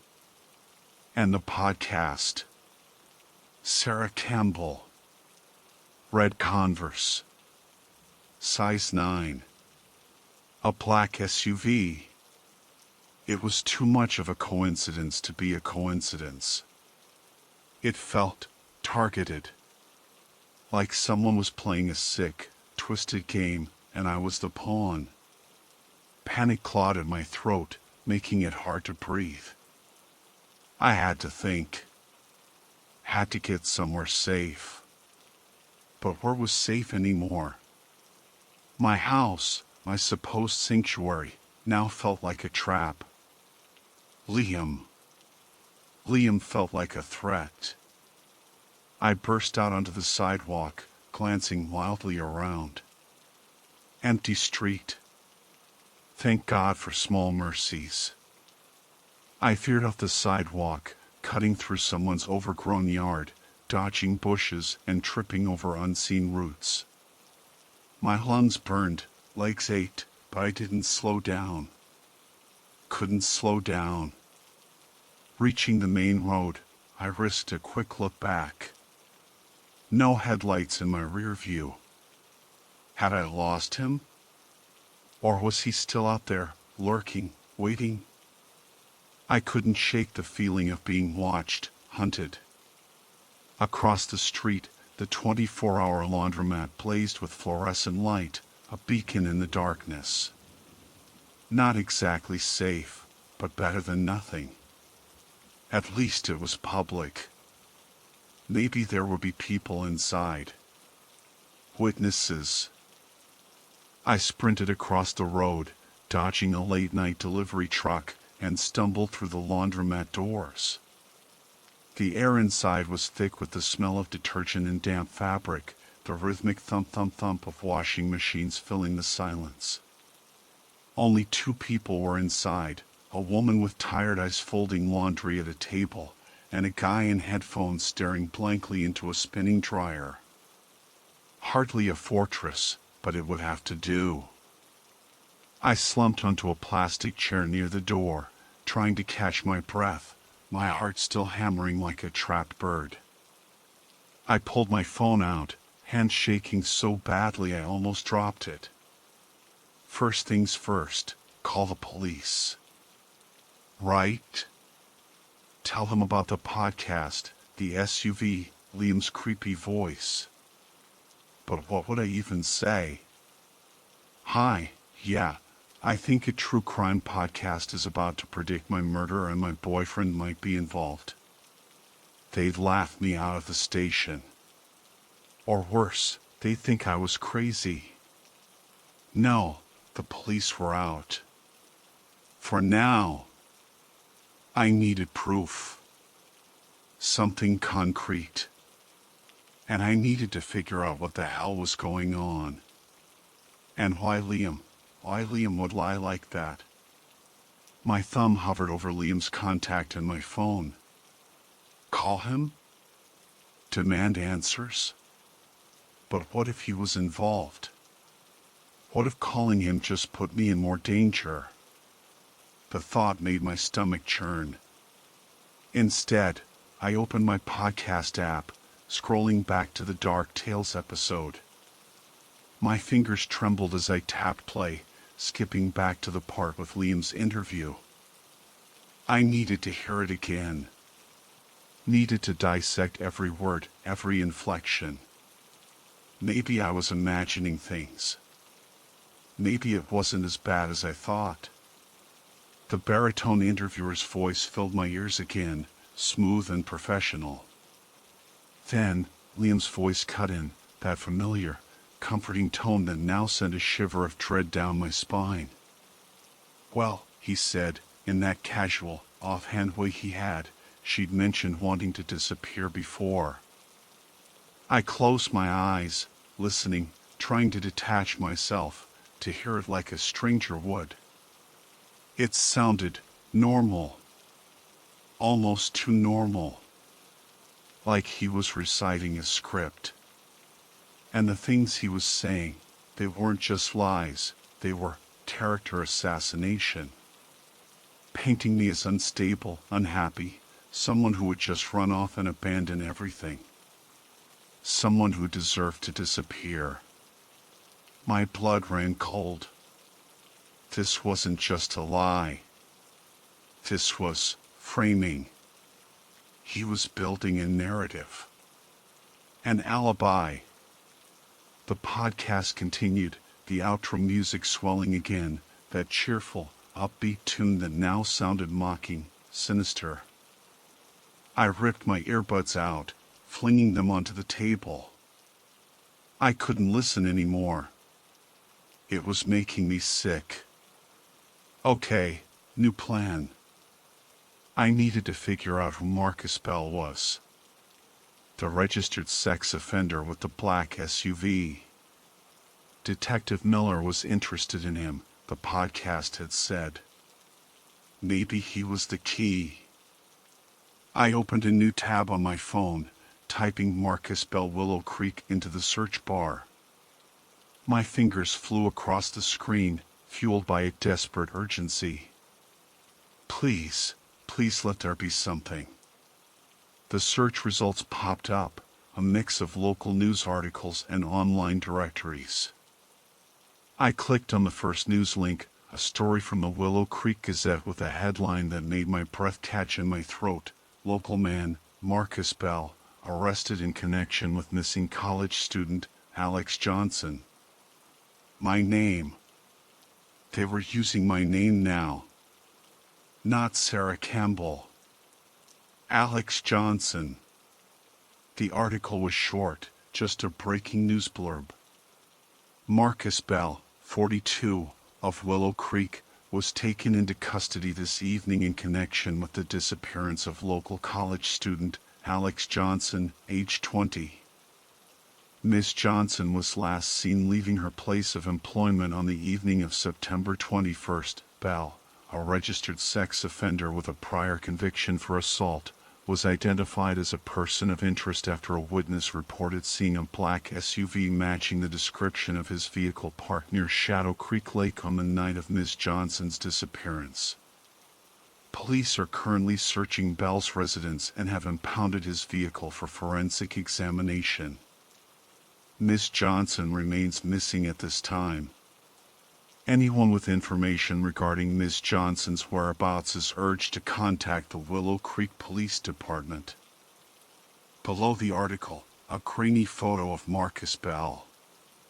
Middle-aged, balding, with a blank, unsettling stare. And underneath that, a photo of me. My college ID picture, smiling awkwardly, completely oblivious to the nightmare that was apparently about to unfold. This wasn't just a podcast anymore. This was real. This was happening. To me. And Liam. Liam was in on it. Somehow. He had to be. Why else would he be on the podcast, spinning those lies, framing me? Was he working with Marcus Bell? Were they planning something? My head swam, the laundromat spinning around me. I had to get out of here. This wasn't safe. Nowhere was safe. Not anymore. I stood up abruptly, pushing the plastic chair back with a screech. The woman folding laundry glanced up, startled. I ignored her, grabbing my phone and heading for the door, back out into the cold, dark night. Into the unknown. Back on the street, the laundromat lights receded behind me, swallowed by the oppressive darkness. The news article's words echoed in my mind, arrested in connection with missing college student Alex Johnson. Missing. They were already calling me missing. It was like the podcast wasn't just predicting the future, it was creating it. I had to disappear for real. Become a ghost. But where could I go? No money, no plan, just the clothes on my back and a phone that was probably being tracked by someone. Liam? Bell? Both of them? My thoughts spun in circles, paranoia tightening its grip. Every passing car made me flinch, every shadow seemed to deepen, concealing unseen threats. I couldn't stay on the main roads, too exposed. I ducked down a side street, then another, weaving through residential neighborhoods, trying to lose myself in the maze of identical houses and darkened yards. My phone buzzed in my hand. Liam. My heart lurched. Ignore it. Answer it and try to play it cool. I stared at the screen, the name Liam a brand, a warning. Ignoring it felt cowardly, but answering it felt like walking into a trap. I swiped to answer, holding the phone to my ear, my voice trembling. Hello? Alex? Where are you? I came home, and you were gone. Are you okay? His voice sounded worried, concerned. Was it an act? Could he really be that good of an actor? I'm fine, I managed, my voice a thin, shaky whisper. Just out for a walk. Needed some air. Lame excuse, even to my own ears. A walk? At this hour? Alex, what's going on? You sound scared. He was good. Too good. I heard the podcast, Liam. The new Dark Tales episode. Silence. A long, heavy silence that stretched out between us, thick with unspoken accusations and dread. Then, finally, the podcast? What about it? He feigned confusion, but I could hear a subtle shift in his tone, a tightening, a defensiveness. Don't play dumb, Liam. You were on it. Talking about me. Saying I wanted to run away. Another pause. Then a sigh, heavy with fake exasperation. Oh, that. Look, Alex, I was just trying to give them a different perspective. They were making it sound like you were kidnapped or something. I just wanted to offer a more realistic possibility. Realistic? Liam, you lied. I never said any of that. Why would you say that? On a true crime podcast? About me? My voice rose, cracking with anger and fear. Hey, calm down. It's just a podcast, Alex. It's not real life. And I didn't lie, exactly. You have been stressed, talking about needing a change. I just embellished a little. For the story. Embellished? Liam, they're saying my name. They found red Converse, size 9. There's a black SUV. It's like they're talking about me. Alex, you're freaking out over nothing. It's a story, okay? A creepy story, yeah, but just a story. Coincidences happen. Red Converse are common. Black SUVs are everywhere. And Sarah Campbell is not Alex Johnson. It's not you. But Marcus Bell. They arrested Marcus Bell because of the podcast. Liam, this is insane. Marcus Bell? He feigned surprise again, too dramatically this time. Who's Marcus Bell? Don't act like you don't know. The podcast. The news. He's the registered sex offender with the black SUV.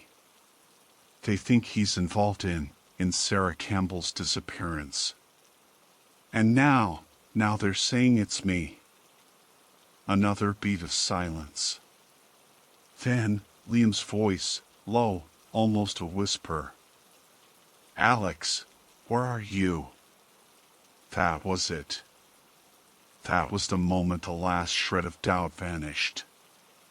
It wasn't concern in his voice. It was calculation. He wasn't worried about me. He was worried about finding me. I slammed the phone shut, cutting off the connection. My hands were slick with sweat, my breath coming in ragged gasps. I had to get further away.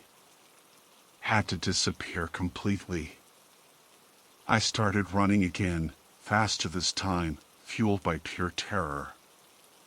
I didn't know where I was going, didn't have a destination in mind, just running blindly, desperately, away from everything I knew. I ran until my lungs burned, until my legs screamed, until the stitch in my side was a searing knife. Finally, gasping for breath, I stumbled into a small park, a patch of dark trees and overgrown bushes in the middle of the residential streets. It was deserted, silent except for the rustling leaves and the distant hum of traffic. Collapsing onto a park bench, hidden in the shadows, I finally let myself think. Really think. Liam was involved.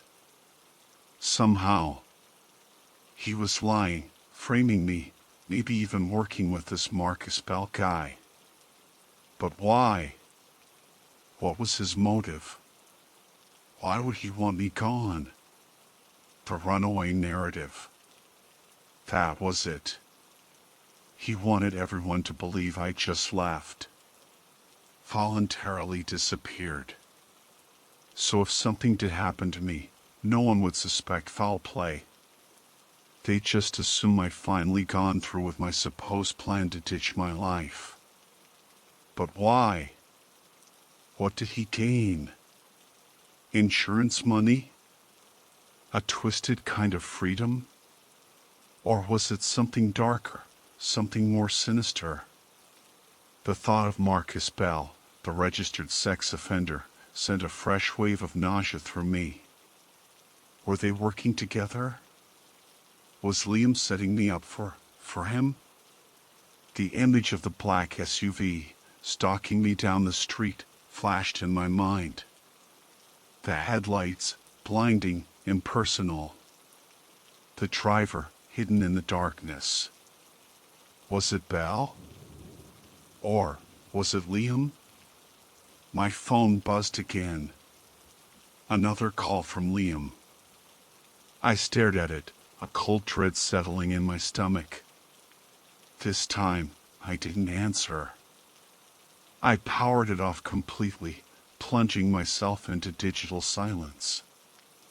No more tracking, no more calls, no more podcast. Just me, alone in the dark, hunted by unseen enemies. I huddled deeper into the shadows, the cold seeping into my bones. The park felt less like a sanctuary and more like a cage.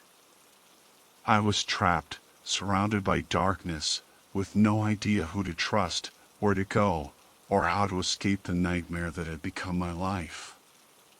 Then, a new sound cut through the silence. Faint at first, then growing louder, closer. The low rumble of an engine. Headlights sweeping through the trees, illuminating the park in brief, terrifying flashes. A black SUV. It had found me. My breath hitched. No time to think, no time to plan. Just run. Again. But this time, I knew there was nowhere left to run to. This was it. The podcast wasn't just a story anymore. It was my ending. And as the black SUV pulled into the park entrance, headlights cutting through the darkness, I closed my eyes, waiting for the inevitable.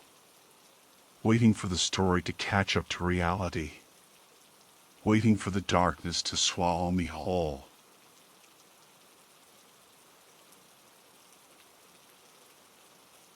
My podcast, Shadows in the Static, was a hit. True crime was my beat, and I dug deep, from the well-worn legend of Amelia Earhart to the fresh wounds of local disappearances. I built a solid following, over 100K strong, but I'd recently announced I was pulling the plug. Publicly, it was about focusing on my audio engineering day job. To my friends, I mumbled something about needing a mental break. And honestly, that wasn't a lie. Each interview, each raw, gaping wound of a missing person case I explored, it felt like it was taking a piece of me.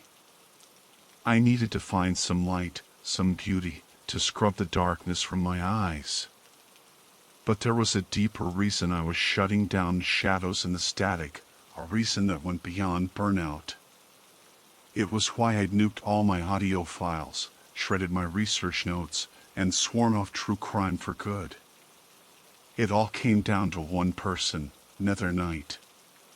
His Patreon profile was bare bones, just a username and a vague location somewhere in the States. But his wallet? That was loaded. He was a major donor to a bunch of true crime podcasts, according to his page. But Shadows in the Static was his top pick. Over the past 2 years, Nether Knight had funneled over $5,000 into my podcast, usually in steady $200 chunks. He was, without a doubt, my biggest fan. My online interactions with Nether Knight were strictly business.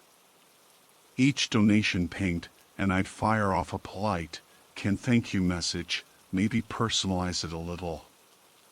His username got a shout out in the credits after every episode.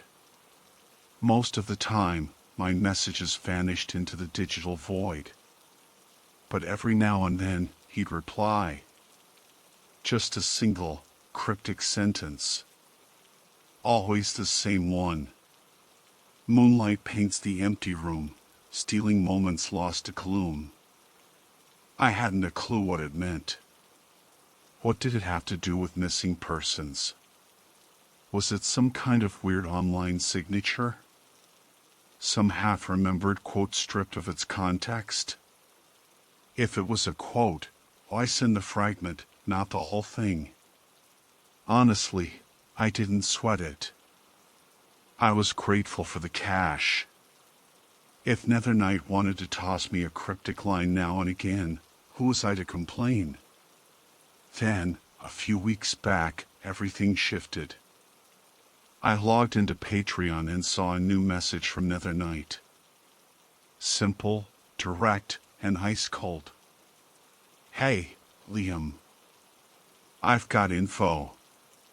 Something that could crack the case of the Whisper Creek vanishings."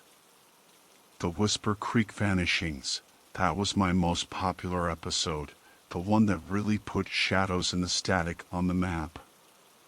It was about 2 teenage girls who disappeared without a trace while hiking in Whisper Creek State Park, up in the redwood forests of Northern California. Not far from where I grew up, actually. It was one of those local ghost stories everyone whispered about, but it never broke into the national news cycle. Perfect fodder for my podcast. The missing girls, Maya Rodriguez and Chloe Du Bois, weren't the media's typical darlings.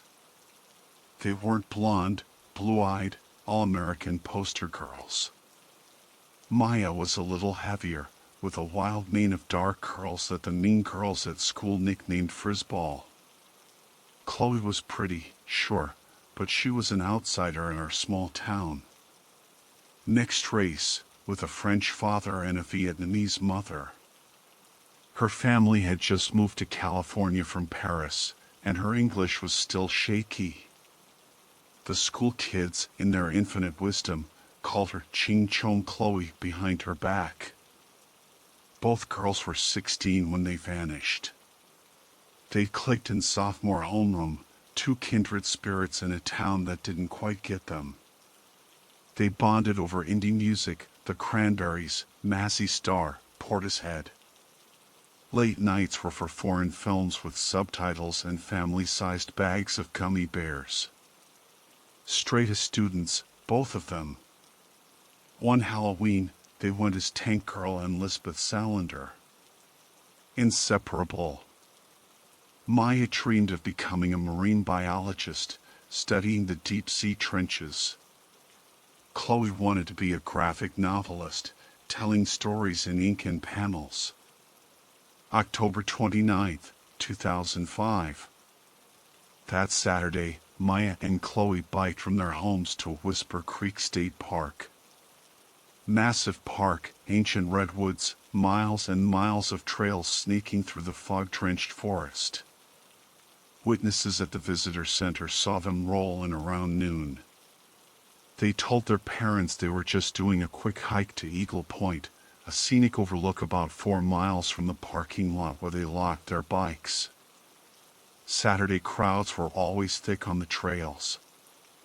They'd be back long before dark. Movie night was on the agenda, spirited away at the local art house cinema, showtime at 7:30 p.m. 7:30 p.m. came and went. The bikes were still chained up in the parking lot. No sign of Maya or Chloe. No calls, no texts. Panic set in fast. Parents called the cops. A couple of deputies cruised out to Whisper Creek, did a cursory search. Bikes still locked. Nothing else. The weeks that followed were a blur of search parties. Hundreds of volunteers, park rangers, SAR teams, combing the redwood groves. They beat the trails, pushed through the undergrowth, checked every ravine, every creek bed. Nothing. Absolutely nothing. The news cycle moved on. The flyers plastered on telephone poles and shop windows. Maya and Chloe's smiling faces, faded, peeled, got papered over with ads for yoga studios and indie bands. The Whisper Creek vanishings were on their way to becoming just another cold case, another local tragedy, until, almost 2 years later, a bizarre discovery. Summer of 2007. A group of college students on a field biology trip were camping deep in Whisper Creek. One of them, poking around near their campsite, stumbled on something half buried in the duff. A digital camera. Didn't look like much, caked in mud and leaves.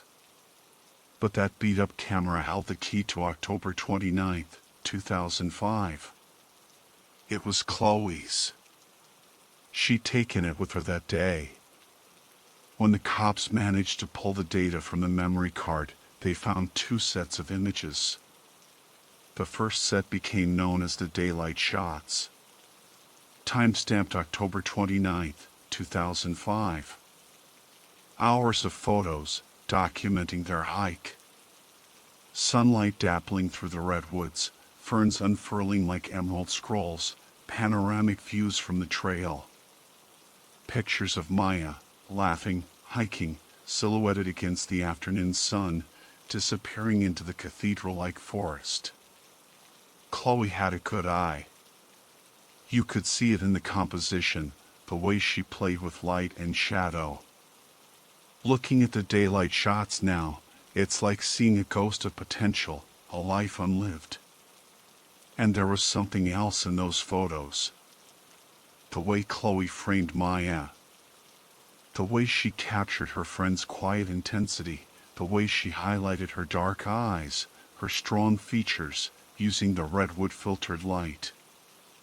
Whispers started in town. Were Maya and Chloe more than friends? Were they a couple?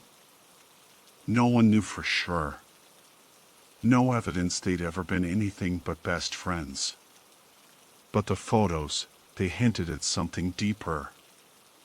Some even floated a darker theory. Maybe Chloe had feelings for Maya, feelings that weren't returned. Maybe rejection led to violence. Maybe Chloe had hurt Maya, then, consumed by guilt, taken her own life. But again, no proof. Just speculation. What the daylight shots did show, unequivocally, was that those girls were alive that day. Happy. Connected. They were having fun, messing around. There were even a few silly, forced perspective shots of Maya and Chloe pretending to wrestle a fallen redwood. Those pictures blew a hole in one of the early police theories, suicide pact. Both girls were dealing with their share of teenage angst, sure. Small-town bullies, feeling like outsiders. But they had each other. They had plans. Suicide didn't fit. It was the second set of images on Chloe's camera that sent chills down everyone's spines. They called them the Twilight Images. Timestamp November 12, 2005. 2 weeks after the girls were reported missing. Taken in the dead of night, camera flash firing for a full hour. And the subject matter, bone-chilling. The Twilight Images were almost entirely random shots of the forest at night. Towering redwoods, dense undergrowth, moss-covered rocks. No sign of civilization. Just endless blackness beyond the reach of the flash. Many of the shots were blurry, out of focus, just streaks of green and black. The most infamous photo was a close-up of what looked like the back of Maya's head. Her dark curls filled the frame. And tangled in those curls, a thick, dark red stain. Blood. The photos from Chloe's camera were never officially released. Sealed evidence. Until sometime in the late 2000s, maybe 08, 09. Then, boom. Leaked online. First to some defunct true crime forum, then to Reddit. Once those images hit the web, the Whisper Creek vanishings exploded. Suddenly, the internet was buzzing. Dozens, then hundreds, then thousands of posts, dissecting the case, spinning theories. All of them orbiting the Twilight Images. One popular theory, the girls had wandered off trail, gotten lost. The Twilight Images were a desperate attempt to signal for help, using the camera flash like a beacon. Massive search of Whisper Creek on Halloween night, 2005. SAR teams, maybe, just maybe, close to finding them then. Another theory, accident. They'd gotten lost, fallen, injured. Too hurt to hike out. Maybe Maya had taken a bad fall. Maybe she was dead. And Chloe, using the camera flash to see in the dark, to check on her friend, to get her bearings, trapped and alone in the redwood night. A few armchair detectives even went darker. Chloe killed Maya. Close-up of Maya's bloodied head. Motive? Jealousy. A fight gone wrong. Maybe Chloe pushed Maya, an accident, a fatal fall. Then, guilt, fear, suicide. But first, a confession in the form of random, nightmarish photos. I didn't buy any of it. Hey Nether Knight, I typed back. Thanks again for your support. Really interested to hear what you've got on Whisper Creek. An hour later, his reply pinged. Would you be free to meet? The Redwood Diner, off Highway 101? That threw me. When Nether Knight's message hit, I was actually in Eureka, California, for a true crime convention. Speaking on a panel about cold cases and missing persons. Quick Google search, Redwood Diner wasn't far from my hotel. Nether Knight's next message landed seconds later. I know you're in town for Redwood Con. Liam? A tall, older man stood up from a booth at the back of the diner. Silver hair, neatly trimmed beard, wire-rimmed glasses. He looked like a retired professor. Ah, yeah, I said, shaking his outstretched hand. Soft, smooth skin, like he mainlined moisturizer. Name's Nathan, he said. Please, sit down. Can I get you anything? We both ordered coffee, slid into the booth. The diner was buzzing, locals and tourists, the smell of bacon and coffee thick in the air. Road trippers huddled over maps, families loaded up on pancakes. Gotta say, I was a huge fan of your Whisper Creek episode, Nathan said, stirring sugar into his coffee. Best take on the case I've heard. Closest to the truth, I reckon. Thanks, I said. My podcast had taken a different angle from most of the Whisper Creek deep dives. I'd leaned into the abduction theory. Someone had snatched those girls. The twilight images? Taken by the kidnapper. But the real clue, I argued, wasn't in the night shots. It was in the daylight shots, the ones everyone skimmed over. A photographer friend of mine, a pro, I'd sent her the leaked photos, hoping she could work some digital magic on the twilight images, pull something out of the darkness. She tried. Brightened them, sharpened them, tweaked the contrast. Nothing. Just more blurry trees. Night shots are a dead end, she'd said. Been analyzed to death online anyway. She paused, tapped a finger on her laptop screen. But I did take another look at the daylight photos. And there's something off in frame 312. Frame 312. Timestamp 3:12 p.m. Shot of Maya and Chloe posing on a fallen log, grinning for the camera. Camera propped on a rock, capturing both girls. Sunny proto-selfie. Redwood forest stretching for miles behind them, a wall of green and shadow.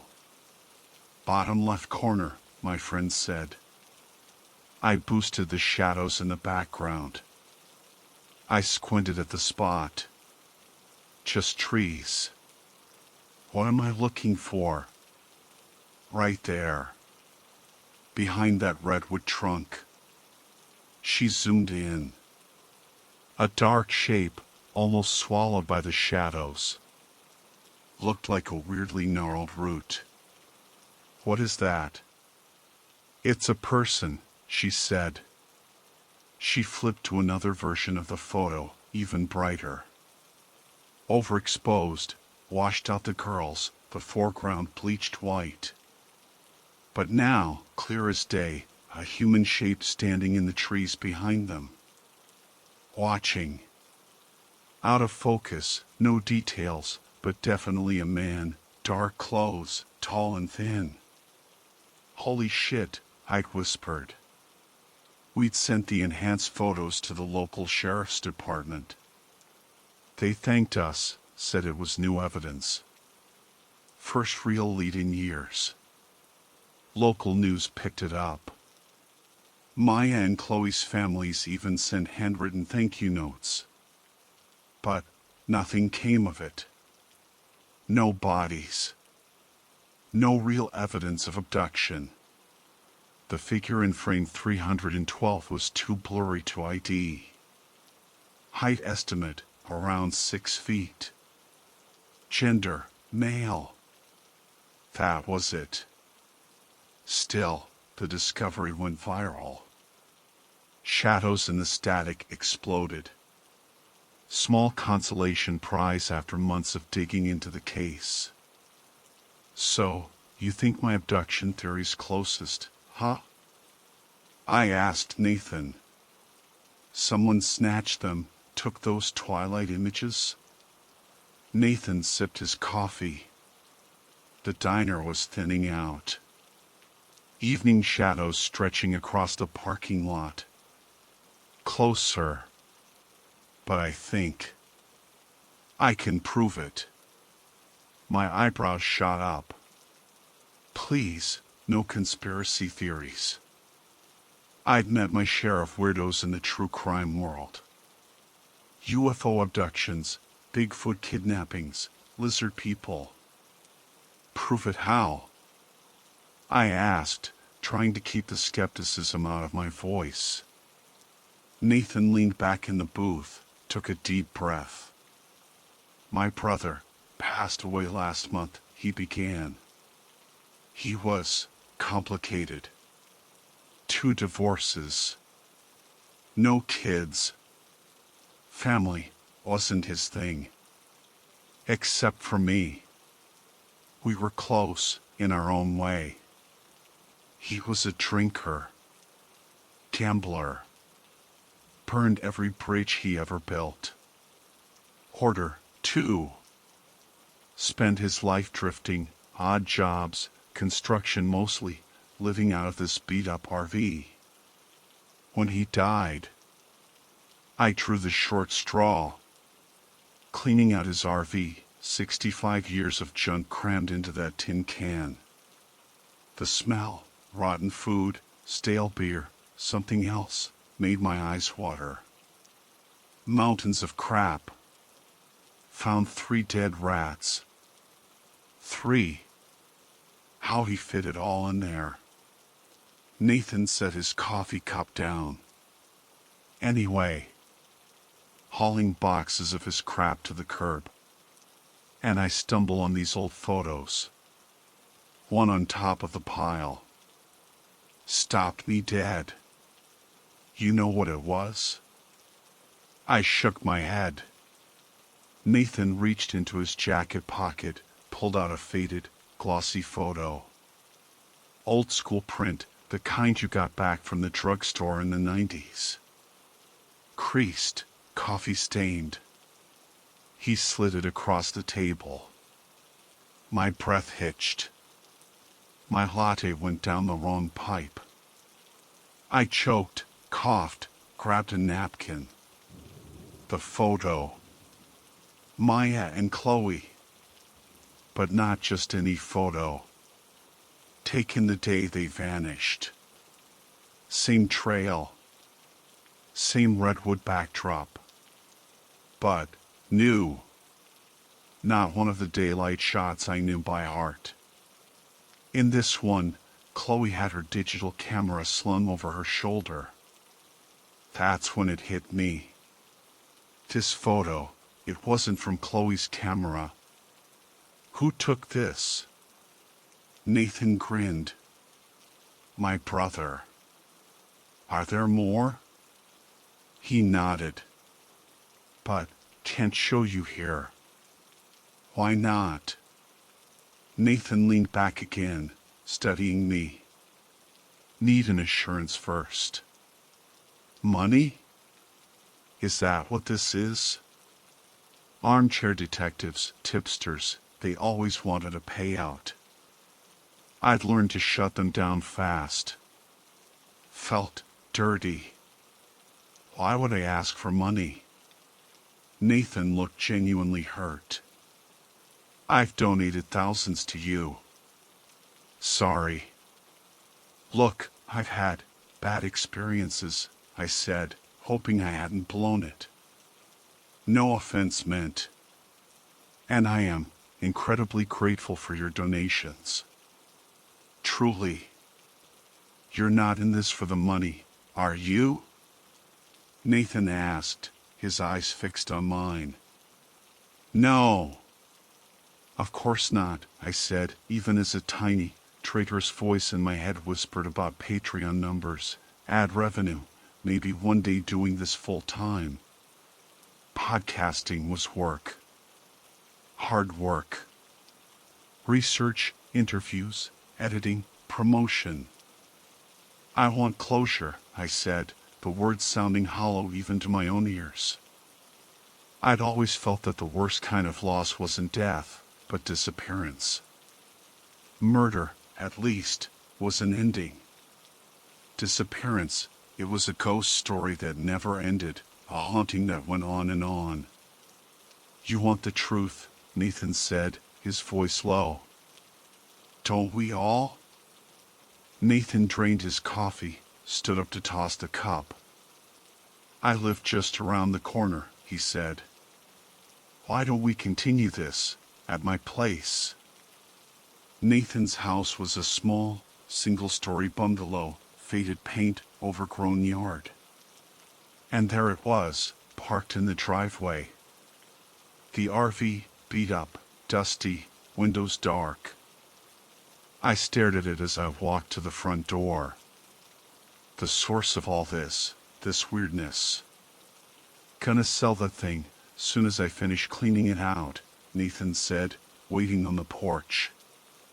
He held the door open, gestured me inside. Stepping into the house was like stepping into the RV hoarder's den. Stacks of magazines, cardboard boxes overflowing with junk, crammed into every corner of the living room. Barely room to move. Sorry about the mess, Nathan said, squeezing past a tower of National Geographics. Once I found the photos, figured I needed to go through everything before I just tossed it all. It's fine, I said, though my skin was crawling. The air was thick, stale, heavy. Felt like breathing underwater. Nathan led me to the kitchen. One clear space in the chaos. Kitchen table, wiped clean. He pulled out a thick, black photo album. Leather cover, dusty. Found the rest of the photos in here. The album groaned as he opened it. Inside, page after page of snapshots. Roadside attractions, endless highways, national parks, blurry faces of strangers. Travelogue of a restless soul.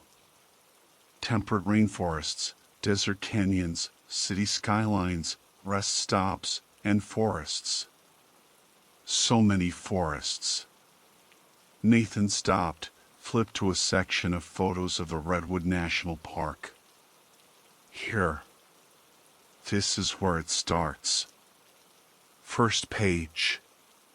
Photos of the Whisper Creek Visitor Center, the parking lot. I leaned closer. There. Maya and Chloe's bikes, locked up outside. Flip. Creek. Hiking trail photos. Redwoods. Sun-drenched vistas. Flip. Creek. The photo of Maya and Chloe, the one Nathan had shown me at the diner. And next to it, more photos of the girls. Smiling, laughing, striking poses. Having a great time. I don't understand, I said, staring at the images. He took all these? Looks like he befriended them, Nathan said.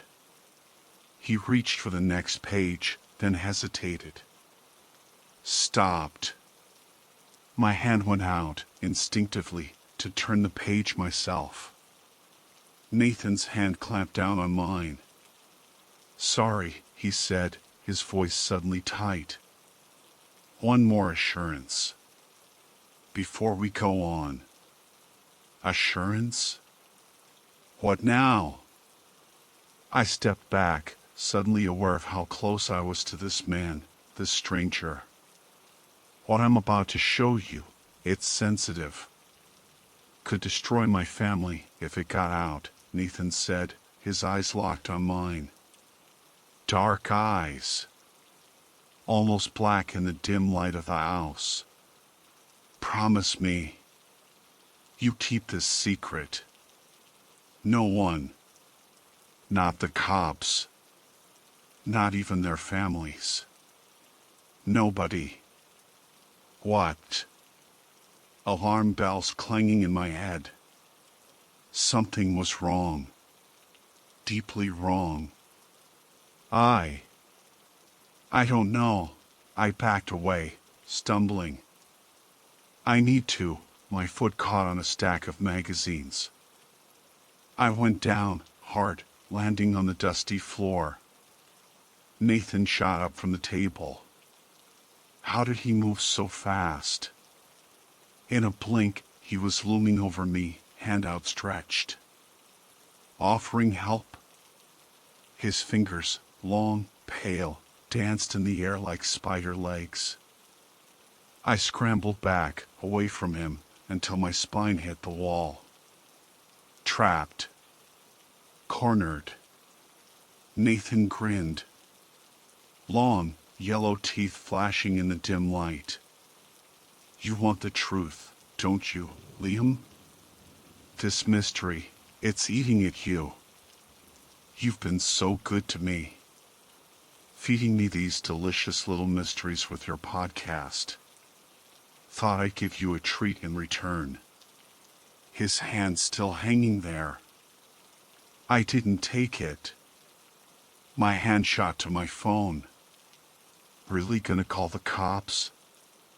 Nathan's voice, soft, almost a purr. Don't think your folks at 14 Sycamore Lane would appreciate that. How? I know all about you, Liam, Nathan said, stepping closer. Your apartment. Your last girlfriend. How late you stay up editing every Thursday night. You don't have a brother, do you? I pushed myself up, phone still clutched in my hand, finger hovering over the emergency dial. Don't want to hurt you, Liam, Nathan said. Brought you here as a friend. Besides, you're not really my type. I'm not your friend, I whispered, my voice weak, barely audible. I wanted to shout. Scream. Punch him in the face. But I was frozen. I won't. You won't what? I won't tell anyone, I said, shoving the phone back in my pocket. I swear. On my life. Good boy, Liam. Very good. Nathan gestured to the kitchen table. Have a seat. But I stayed put, back against the wall, eyes locked on the front door.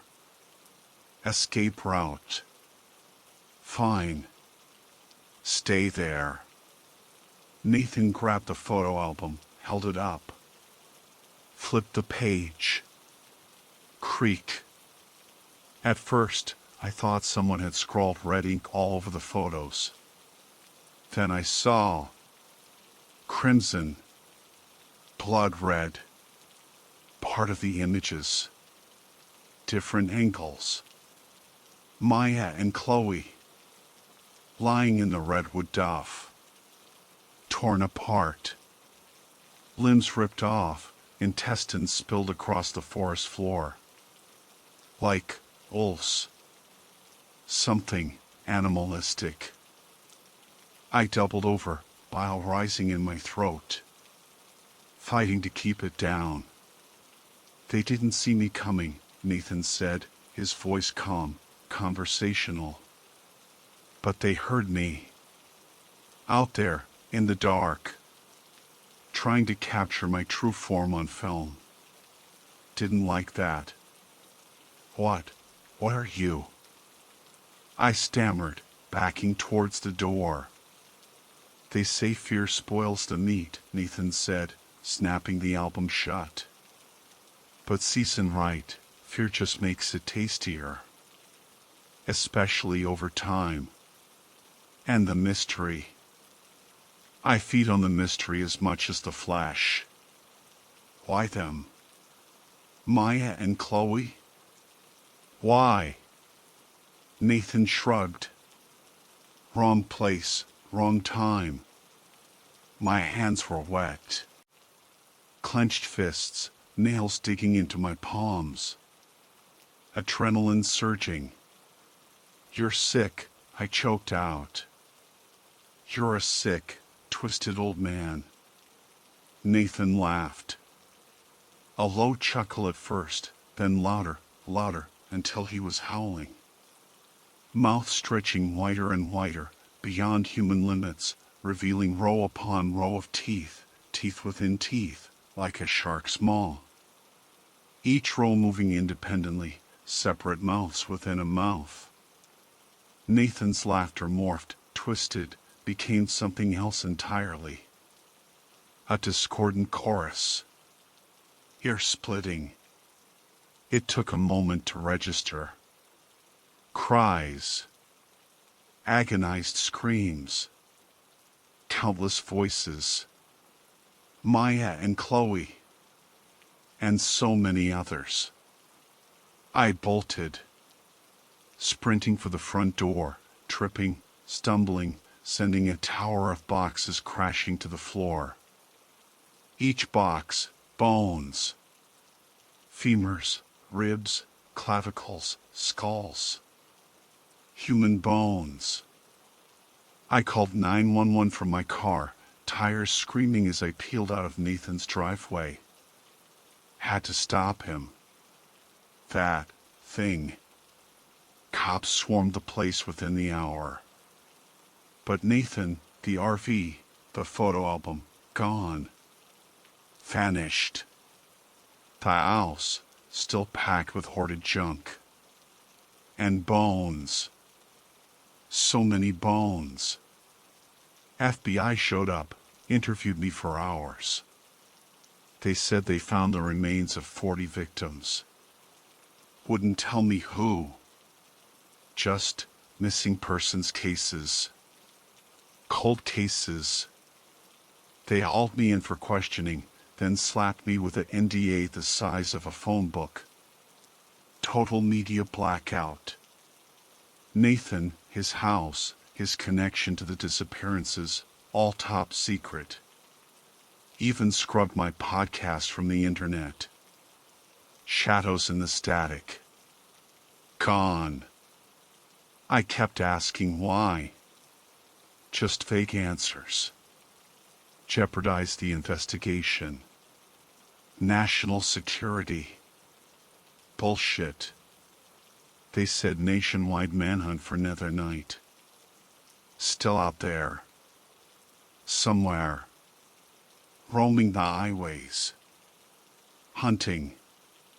They put me in witness protection.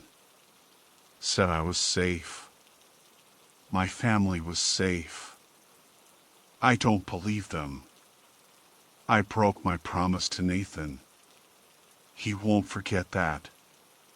But I won't stay silent. Nathan. Nether night. Charnel Sam, whatever he is, he feeds on mystery. As much as flesh. That's why I'm telling this story.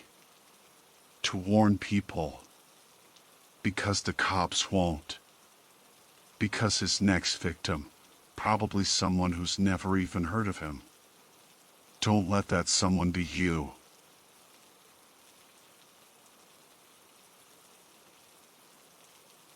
It's not the kind of work you brag about at parties. Actually, most people who know what I do would probably rather change the subject. Honestly, I never pictured myself in this line of work. Didn't even realize it was a job until I stumbled into it. High school dropout, my resume basically read "We delivery guy to college kids." Then my girlfriend, now my wife, Sarah, got pregnant. Reality check, big time. Suddenly, the thought of having a son snapped me into focus. Man up time. No diploma, no skills to speak of. The best paying gig I could find was in cleanup. Biohazard cleanup, to be precise. Grim work, but the pay's decent enough, and Pine Ridge isn't exactly a bustling metropolis, so there's a fair amount of downtime between calls. We handle everything from chemical spills and medical waste to your run-of-the-mill biohazard messes. Turnover is insane. Most newbies last maybe a month. It's a bit brutal, but we kind of test them out, throw them into the deep end with the worst jobs that come in during their first month. Gotta weed out the ones who can't stomach it, make sure the ones who stay are actually gonna stick. Last week, I took a fresh recruit, we'll call him Ricky, on a cleanup after a real nasty one. Guy blew his brains out with a shotgun after taking out his wife and daughter. Ricky was Mr. High School football, thought he was tough as nails. College scholarship dreams went bust, and suddenly, he's staring at a future with zero skills and zero direction.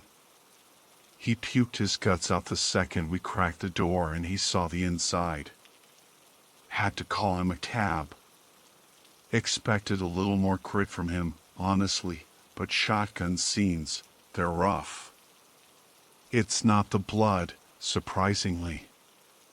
Carpet's usually trashed anyway, so you're just trying to get the bulk of it up, stop it from soaking deeper. Artery gets hit, you might have some splatter on the walls, but even that's manageable, unless it's on the ceiling. No, the real kicker with shotguns is the skull fragments and brain matter.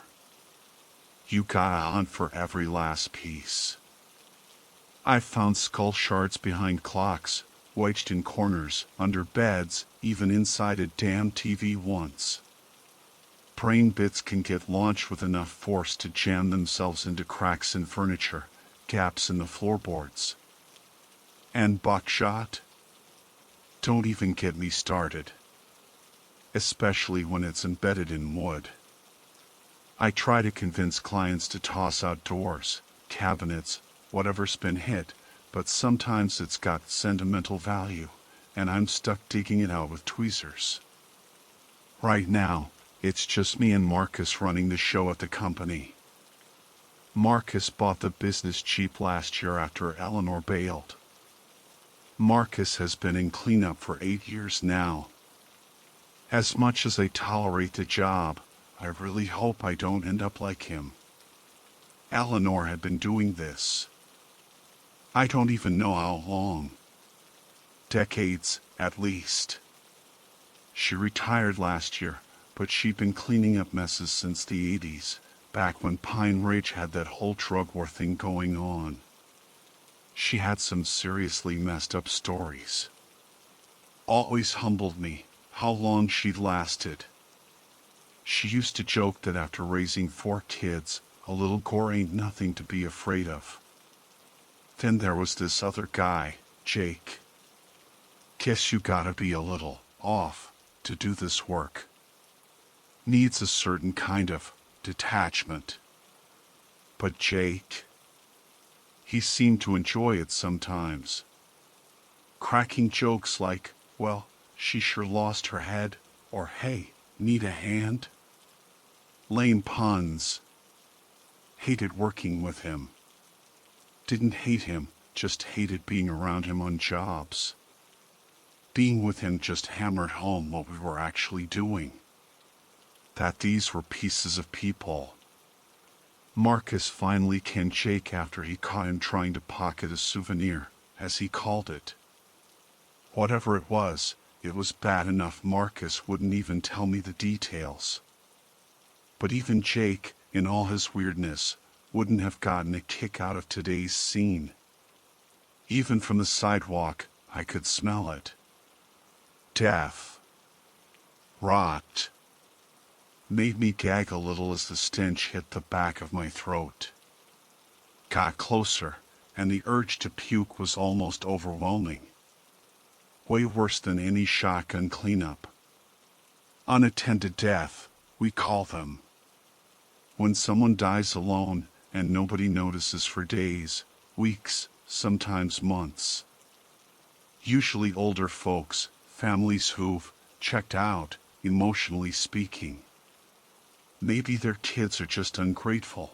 Maybe they were terrible parents. Either way, it's always sad. But it's not the sadness that gets you, it's the smell. Even Eleanor, who'd seen it all, would still gag at an unattended death. And remember, we're wearing respirators, masks designed to filter out most of the smell, and you still want her all. It's sickly sweet, but also like a bait box left in the sun. Something about that smell triggers a primal alarm in your brain, screams danger, get away. Except, clean up, you can't get away. Next best thing is Vicks VapoRub, or some other industrial strength mentholated bomb. I pulled out my emergency jar of Vicks and slathered it under my nose, right into my mustache, hoping to bulldoze over the death stench with peppermint fumes. Sarah hates the mustache, but it's a Vicks reservoir. Marcus taught me that trick. Probably look like a couple of creeps, two dudes with mustaches hanging around together. Respirator back on, I stepped into the house. Faint whiff of decay still battling the peppermint, but manageable. Layout was one of those open plan deals, front door straight into the living room, kitchen off to the side, usually a dining table crammed in there somewhere. Except this place was gutted. Empty. Cleared out, I guess, to make room for what I can only describe as a display. Mostly kids. Or what were kids. None of them whole. Put them all back together, you might get 4, maybe 5 complete bodies. Parts scattered everywhere, varying stages of decomposition, most of them at least a month gone. No heads. Flies buzzing, thick as soup. Blood on the floor was fresh, though. Weird, considering the state of the body parts. Hardwood floors, thank God, no carpet to rip out. Small trips sound in the corner of my eye made me look up. Blood. Dripping from the ceiling. Porous plaster, acting like a sponge. Whoever did this sick freak, they pissed me off on a professional level. How the hell did they get that much blood up there? Some of it was already starting to clot, hanging like gruesome stalactites. Screw it. Body parts first. Bagging those is priority 1. A few hours work, tops. Ceiling and floorboards, those could be a day each, easy. Decided to tackle the ceiling first, that way I only have to clean the floor once. Bagged up 2 torsos, a handful of limbs, and headed back to the van for the ladder and the heavy-duty cleaning supplies. Returned, ladder under one arm, tubs of cleaning fluid banging against my legs. Awkward waddle. Ladder kept swinging, throwing me off balance. Fucking Marcus. If he hadn't bailed, I wouldn't be dealing with this solo. Set up the ladder, cracked open the first tub, the one for fresh blood, and started scrubbing. Lost track of time. Hours passed. Dark outside now. Ceiling was still stained, blood soaked deep into the plaster, but the dripping had stopped. Good enough for tonight.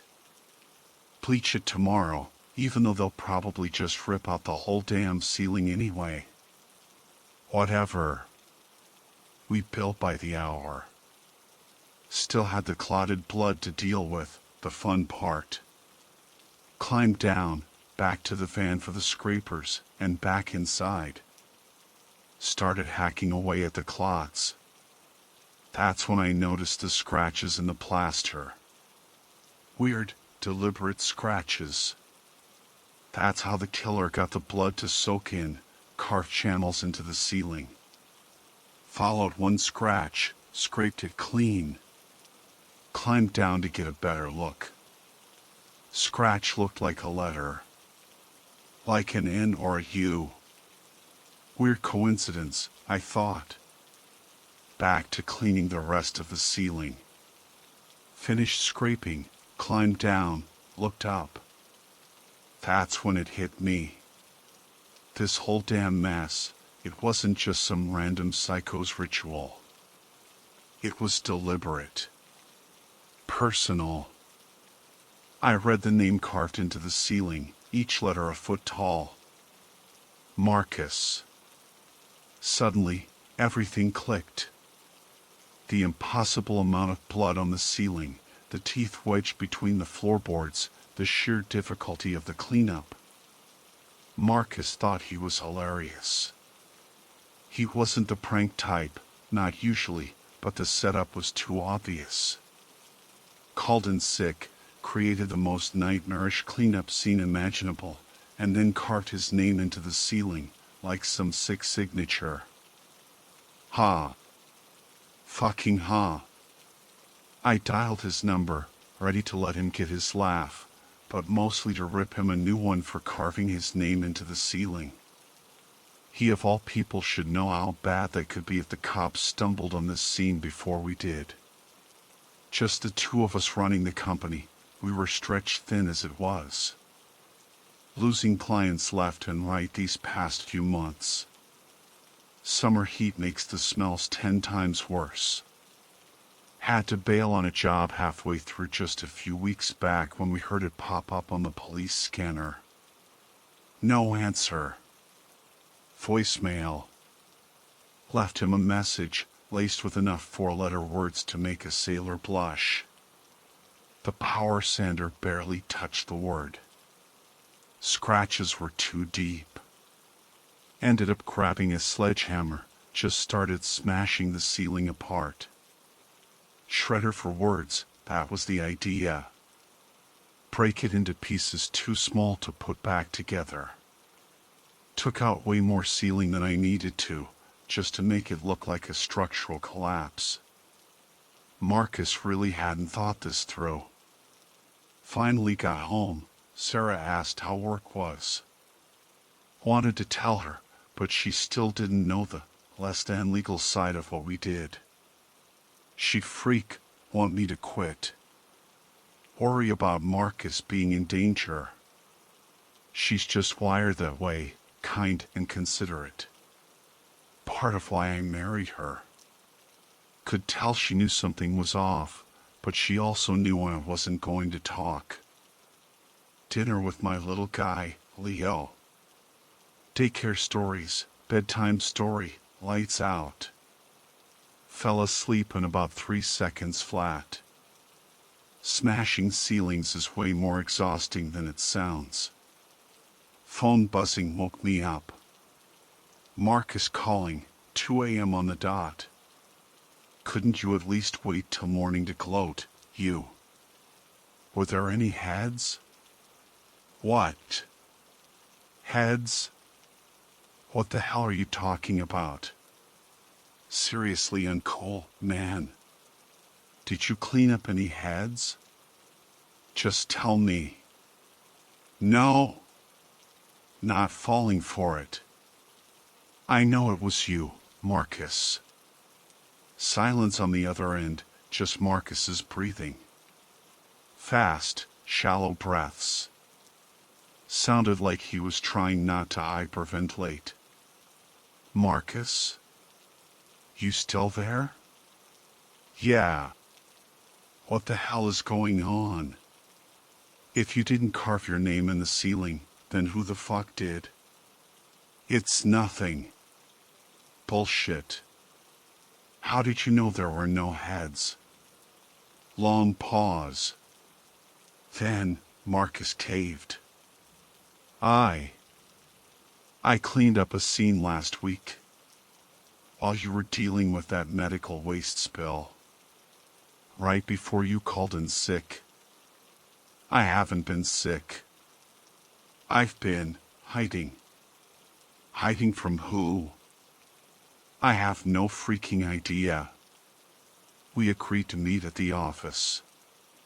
Neither of us was getting back to sleep. Got there, made him spill everything about last week's scene. Pile of entrails on the floor, he said, except for the intestines.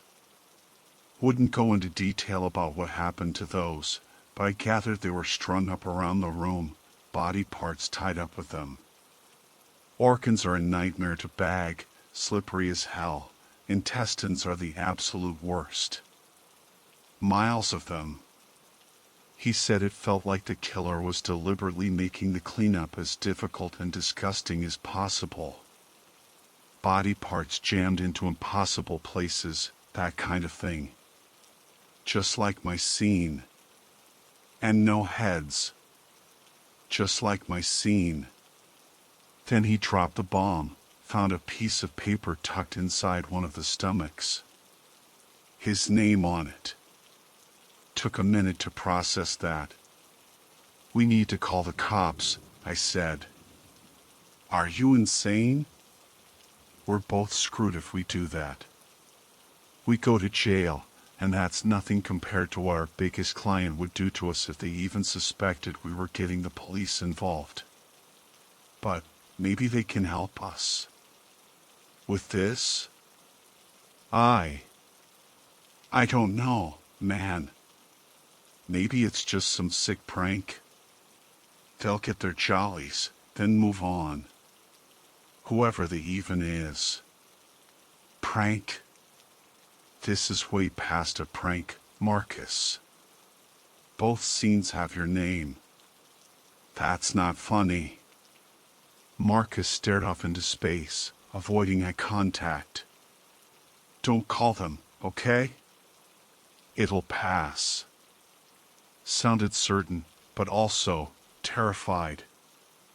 I was starting to hate this whole situation more and more.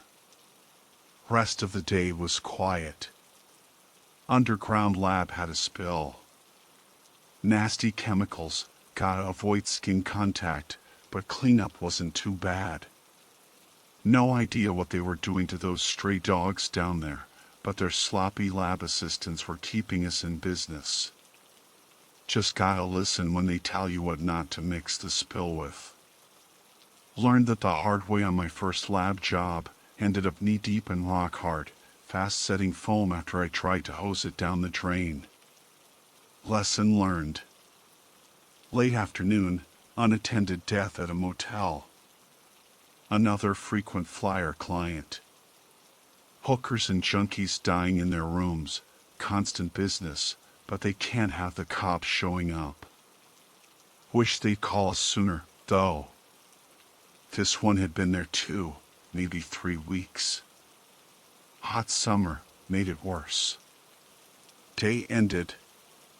Met up with Jake for a beer. Marcus definitely suspected that's where I was going, but he didn't say anything.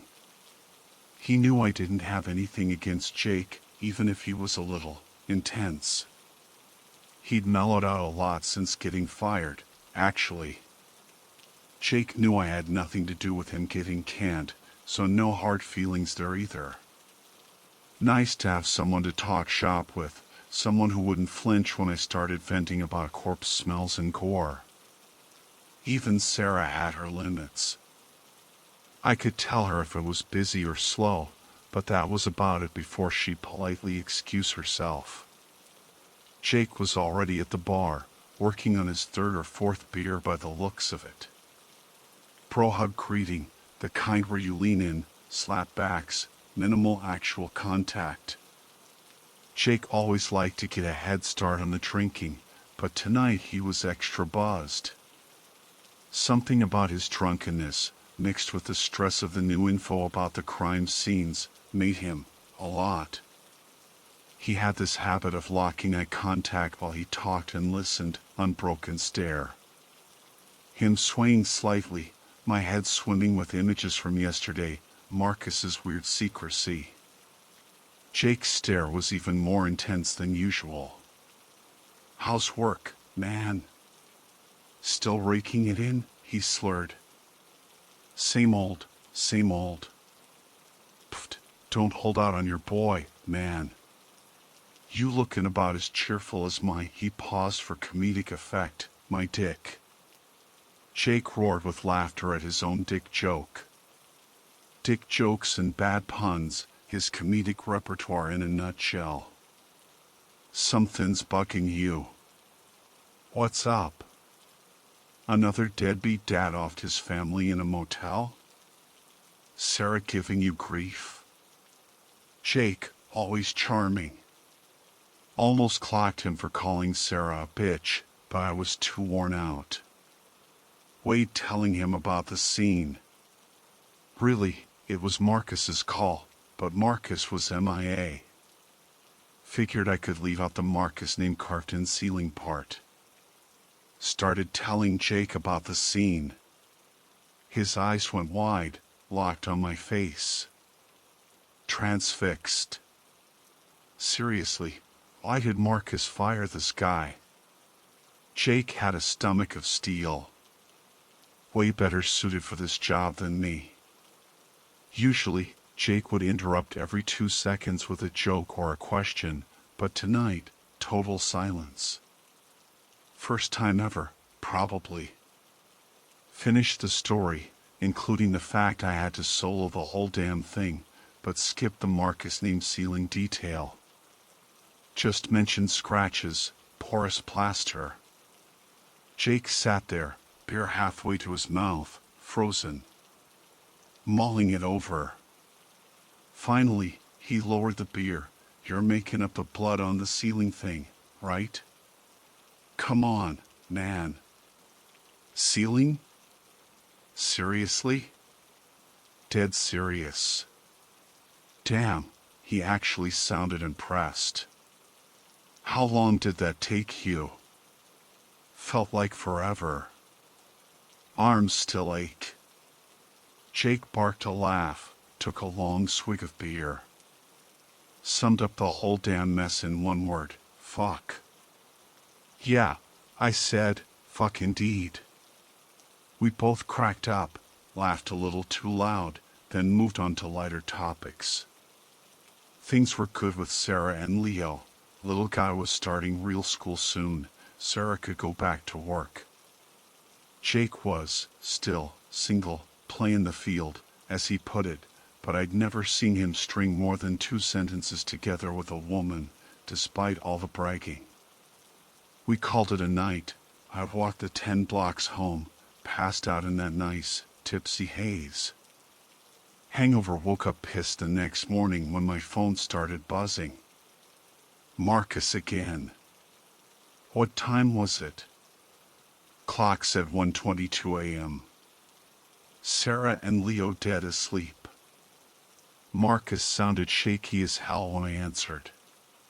Another anonymous tip, he whispered. You checked it out? Nah. Rather wait for you. Made sense. Honestly, if my name was showing up at crime scenes, I wouldn't be able to leave the house. Pulled up to the warehouse the anonymous caller pointed us to. Only building on the road. Rest was empty lots, overgrown weeds. One lot had a burned-out car skeleton in it. Marcus was outside, leaning against his van. Both of us in our standard work overalls. Electrician, painter, something generic, so nobody bats an eye if they see us going into a building. Good cover for power tools, too. Social engineering 101. Marcus looked wrecked. No sleep in days, probably. Silent nod of recognition, took a last drag of his cigarette, stubbed it out on the van tire. Reached into his pocket, held out the lockpick for me. He knew I had my own kit, but his hand was shaking so bad, I got the message. He couldn't do it. Took it. He used those fancy electric picks. Never liked them myself. Still rocking my old manual Southord. He'd already set his electric one up with the right attachments, though. Popped the lock faster than using a key. That's the point. Don't want anyone seeing you fumble with a lock. Screams I shouldn't be here. Door creaked open. Basic wood door, barely secure. They hadn't kept anything valuable here back in the day. Probably why they picked it. Whoever they were. Smart choice. Nobody gives a damn about this place.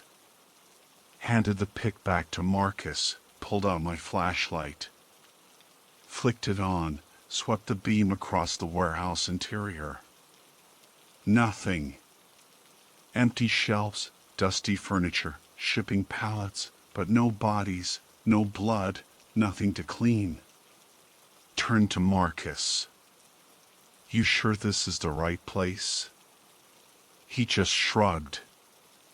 Least reassuring thing he could have done right then, but he was already freaked about the serial killer leaving him personalized crime scene messages. And that was before we broke into an empty, abandoned warehouse in the middle of nowhere. Cut him some slack. Took a few steps inside. Had to be something here. Maybe Marcus was just panicking. Could be another client. Lab guys, maybe someone they knew. Chemical byproducts stashed in a corner, something like that. Scanned around, flashlight beam cutting through the gloom, heading towards the back. Dead silent except for the police scanner crackling to life every few minutes, calls for backup, requests for dispatch. Cops seemed to be nowhere near us, hopefully it'd stay that way. 20 minutes, still nothing. About to call it quits when Marcus called out. Hey! Got something.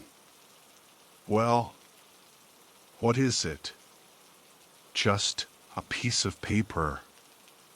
Address and a time. Walked back over. Address was in the housing project. We get calls out there a few times a year. Last time was just a few weeks ago. 2 clients in that area, competitors, as they delicately put it. Checked my watch, compared it to the time on the note. 2:15 a.m. Hour to kill, but an hour until what? Looked at Marcus. He knew it, too. We didn't have a choice. If his name was at the scene, we couldn't just leave it for the cops to find. Made it to the housing project with 10 minutes to spare. Roads were dead quiet this time of night. Old-style building, 6 floors, fire escape sneaking up the side.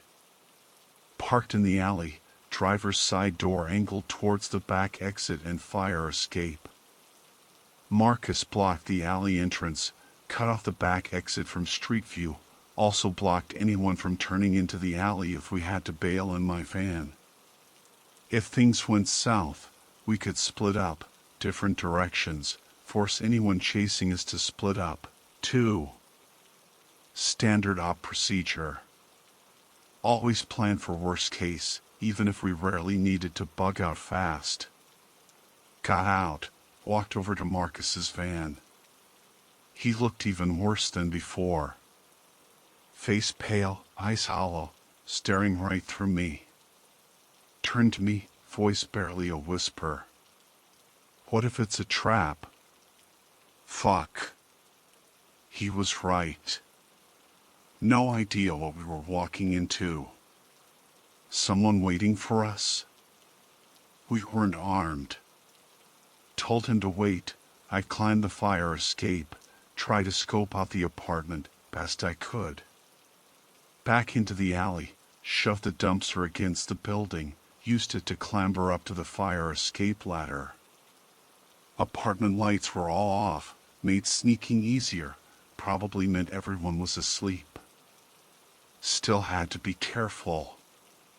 Workman disguise didn't hold up so well when you're climbing a fire escape at 3 a.m. Got to the window, could just make out the living room. Looked empty. Took a gamble, flicked my flashlight on, aimed it inside. Empty room. What the hell was going on? Checked the window frame for an alarm sensor, those cheap stick-on alarms. Doubt anyone in this building could afford anything fancier, not that hidden systems were worth a damn anyway. Point of an alarm is to deter intruders, not surprise them. Pry bar for my kit, eased the window open, slow and quiet. Squeezed through the gap as soon as it was wide enough. Searched the living room, still nothing. Kitchen, bathroom, bedroom, empty. Last door was locked. Hesitated. Should I really open this? Figured whatever we were here for was behind that door. Out with the lockpick, manual, mechanical, way better than those electric toys, and popped the lock. Door swung inward. And then it hit. Everything. Just bodies. Bits and pieces of bodies, every shape, size, color. Door had been the only thing holding it all back. Didn't have time to process it before my phone buzzed. Marcus. Screen lit up with his name and the time. 3:16 a.m. 1 minute after the time on the note. Stomach clenched. Get out now. Apartment just got called in as a domestic dispute on the scanner. Squad car 4 blocks out, on their way now. Get out. Panic flared. But in that panic, something clicked. This was the plan. To get us caught here, at the scene. If Marcus's name was here, that was it. Game over. Had to find it. Had to find where they put his name. Started kicking, swiping body parts out of the way, scanning everything, looking for Marcus's name carved, tattooed, written, anything. Nothing. Nowhere. No sign of his name. Faster. One forearm, hand still attached, tattoo on the skin, but it read Grace, not Marcus. Time was running out. Dug my hands into the mess, cleared the floor in the closet. Nothing there either. Just stained carpet. Fuck. Gave up. Bolted for the window. Phone buzzing in my pocket. Didn't have time to answer the obvious "where are you?" question. Ran, fast as I could, down the fire escape, light-footed as possible, dropped into the dumpster. Thankfully, half full. Fan, keys already in the ignition, always leave them in, just in case, fired it up. Marcus would hear me peel out, know he was clear to go, too. Pulled out fast, but not too fast, just reckless enough to look like a speeding ticket waiting to happen. Hopefully, that's all any nosy neighbor would think. Few blocks clear, headed for the office. Safe house, really. Knew I could slip in unseen, ditch the blood-soaked overalls. Marcus would probably be there already. He parked facing east. I had to loop back around. After the initial shock wore off, the real fear hit. Evidence. What if I'd left evidence behind? No way that scene wasn't going to get a full forensic sweep. Sunrise, they'd be crawling all over it. If Marcus's name was there, my name, anything, and I'd missed it. End of the line. Exactly what the killer wanted. For us, or at least Marcus, to get caught. Initial shock faded, replaced by cold, hard dread. Evidence. What if I'd missed something? Left something behind? That apartment, it was going to be a forensics gold mine. CSI teams would be swarming it by sunrise. If Marcus's name was there, my name, anything linking us to that scene, we were done. Exactly what the sicko wanted. For us, or at least Marcus, to take the fall. Pulled into the office parking lot. Office was generous. More like a beat-up warehouse on the edge of town, perfect for laying low, switching vans, ditching contaminated gear. Marcus's van was already there, parked facing east, getaway ready. I looped around, parked facing west. Cover all angles. Slammed the van door, practically ran inside. Heart hammering against my ribs. Warehouse was dimly lit, just the emergency lights casting long, eerie shadows. Marcus was already inside, pacing back and forth like a caged animal. Face white as a ghost. "Anything?" I asked, voice tight. He shook his head, eyes wide and unfocused. "Nothing. Cleaned up, changed clothes. Just waiting." Waiting for what? The cops to kick down the door? Our client to send their goons? Or just the inevitable to happen? The silence in the warehouse was thick, heavy, broken only by our ragged breathing and the distant hum of city noise. "We need to think," I said, trying to sound calmer than I felt. "Think this through. What are our options?" Marcus just kept pacing, muttering under his breath. "Options? What options?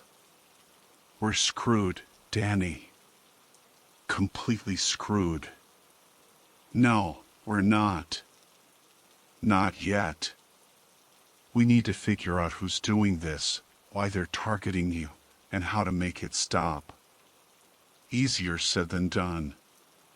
My mind was racing, trying to connect the dots, but everything was just a jumbled mess of fear and confusion. "Why me?" Marcus finally stopped pacing, slumped down onto a dusty crate. "Why carve my name? Why set me up?" "That's what we need to figure out," I repeated, running a hand through my hair. "Think back, Marcus. Anyone you pissed off recently? Any old grudges? Anyone who'd want to frame you?" He stared blankly at the floor. I don't know. Been doing this for years, Danny. You make enemies. Disgruntled clients, maybe? Crazy relatives of the deceased? Could be anyone. But this feels personal, I said, the word Marcus carved into the ceiling flashing in my mind. This isn't just some random act. It's targeted. Deliberate. Personal, yeah, Marcus whispered, like they know me. Like they're inside my head. He shuddered, pulled his knees up to his chest. Maybe it's Eleanor. I stared at him. Eleanor? Your old boss? Caroline? What are you talking about? Think about it, Marcus said, voice rising slightly, a flicker of desperation in his eyes. She left suddenly, right? Sold me the business for peanuts. Said she was retiring, moving to Florida. But what if that was a lie? What if she's not retired? What if she's behind this? It sounded insane. Eleanor, Caroline, whatever her name was, she was old. Grandma-aged. She'd always seemed tired, worn down by years of this grim work. Could she really be capable of this?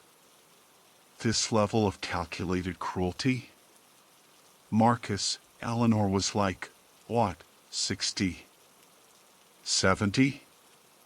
This feels like, I don't know, some psycho kid's idea of fun. Not some retiree. You didn't know her like I did, Marcus insisted, shaking his head. She was tough, Danny. Hard as nails. And she knew everything about this business. Every trick, every loophole, every dirty secret. He paused, swallowed hard. And she always resented me. For taking over. Maybe she wants the business back. Maybe this is her way of scaring me off. It was a stretch, a wild, desperate theory. But in this nightmare, nothing seemed impossible anymore. And Marcus, he looked genuinely terrified of this idea. Okay, I said slowly, trying to humor him, to calm him down. Okay, let's say, hypothetically, it is Eleanor. What would she gain? Scare us so bad we shut down? Then what? She's gonna come back and clean up crime scenes herself at 70? I don't know. Marcus exploded, jumping to his feet again, pacing faster now. Maybe she wants to ruin us. Maybe she's working with our competitors. Trying to drive us out of business. Competitors? I scoffed. Marcus, our competitors are just as shady as we are. They wouldn't pull something this insane. This is different. This is personal, like you said. Way too personal. Then who, Danny? Who else could it be? He stopped pacing, turned to me, eyes pleading. Think. Anyone else? Anyone who hates me? Anyone who knows about us? About what we do? My mind went blank. Hate. Enemies? We operated in the shadows, dealt with the dregs of society, the kind of people who left messes, both literal and figurative. We weren't exactly running a popularity contest. But serious enemies? Someone capable of this? Then a name flickered in my mind. Jake. Jake, with his sick jokes and unsettling detachment. Jake, whom Marcus had fired.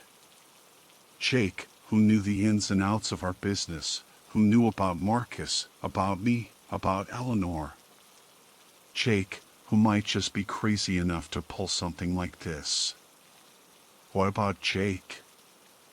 I said, the name feeling heavy, wrong in my mouth. Marcus stopped pacing, stared at me. Jake? Nah. Jake's just... Jake. Annoying, yeah, but he wouldn't do this. Would he? Doubt crept into his voice. Think about it, Marcus, I pressed. He was fired. He might be pissed. He knows our routine. He knows you. He knows everything. And Jake. Jake had always been fascinated by the darker side of our work. The gore, the horror, the souvenirs. Maybe this wasn't about revenge. Maybe it was about impressing us? Showing us he was even darker, even more twisted than we thought? But Jake's just a loser, Marcus protested weakly. He's all talk, bad jokes, cheap beer. He's not capable of this. Maybe you underestimated him, I said, the thought chilling me to the bone. Maybe we both did. Silence descended again, heavier this time. The warehouse felt colder, the shadows deeper. The possibility of Jake, it hung in the air between us, a toxic cloud of suspicion and fear. We need to find him, I said finally, breaking the silence. We need to talk to Jake. See if he knows anything. See if he's involved. Marcus nodded slowly, reluctantly. Yeah, okay. But how do we find him? I don't have his number anymore. Changed it after I fired him. I might have it, I said, reaching for my phone. I met him for a beer last night, Might still be in my call log. Fumbled through my call history, scrolling down, down. There it was. Jake's number. Saved under Jake the Joke. Fitting. Got it, I said, relief washing over me, quickly replaced by a fresh wave of anxiety. I'll call him. See if he answers. Took a deep breath, hit dial. Phone rang, echoing in the cavernous warehouse. Rang, rang, rang. Voicemail. Of course. Jake never answered his phone. Always let it go to voicemail, then texted back, "Who dis?" Annoying as hell. Voicemail, I said, hanging up. Typical Jake. Let me try texting him. Started typing, short, simple message. Hey Jake, it's Danny. Need to talk. Call me ASAP. Sent it. Now, we wait. Again. Minutes stretched into an eternity. Silence, broken only by the frantic tapping of my foot against the concrete floor. Marcus was staring at his phone, willing it to ring, willing Jake to call, to text, to something. Finally, a buzz. My phone. Text message. From Jake. Just 2 words. What's up, bro? Relief flooded through me, so intense it almost made me weak. He answered. He was alive. Maybe he wasn't involved after all. Maybe it was just a coincidence, our suspicions about him. Hope, fragile and fleeting, flickered in my chest. He texted back, I said, showing Marcus my phone screen. He wants to know what's up. Marcus leaned closer, eyes narrowed, reading the message. Then, he looked up at me, face grim.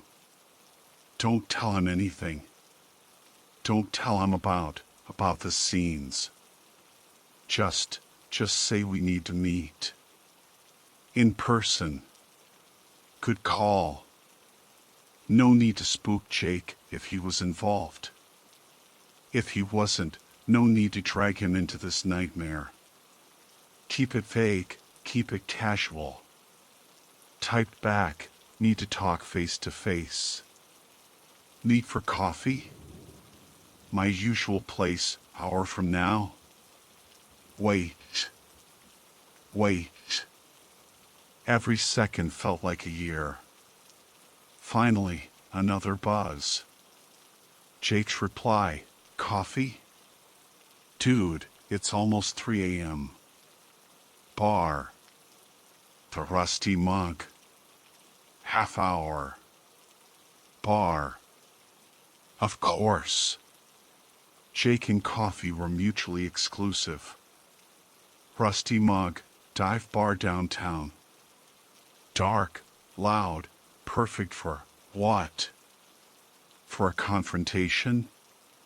For a confession? For a trap? He wants to meet at the Rusty Mug, I told Marcus, reading him the text. Bar. Half hour. Marcus nodded slowly, chewing his lip. Rusty Mug, yeah, that's Jake's kind of place. Okay, we meet him. But we go together. And we be careful, Danny. Real careful. This could be it. He was right. This could be it. The moment of truth. The moment we found out who was behind this, and why.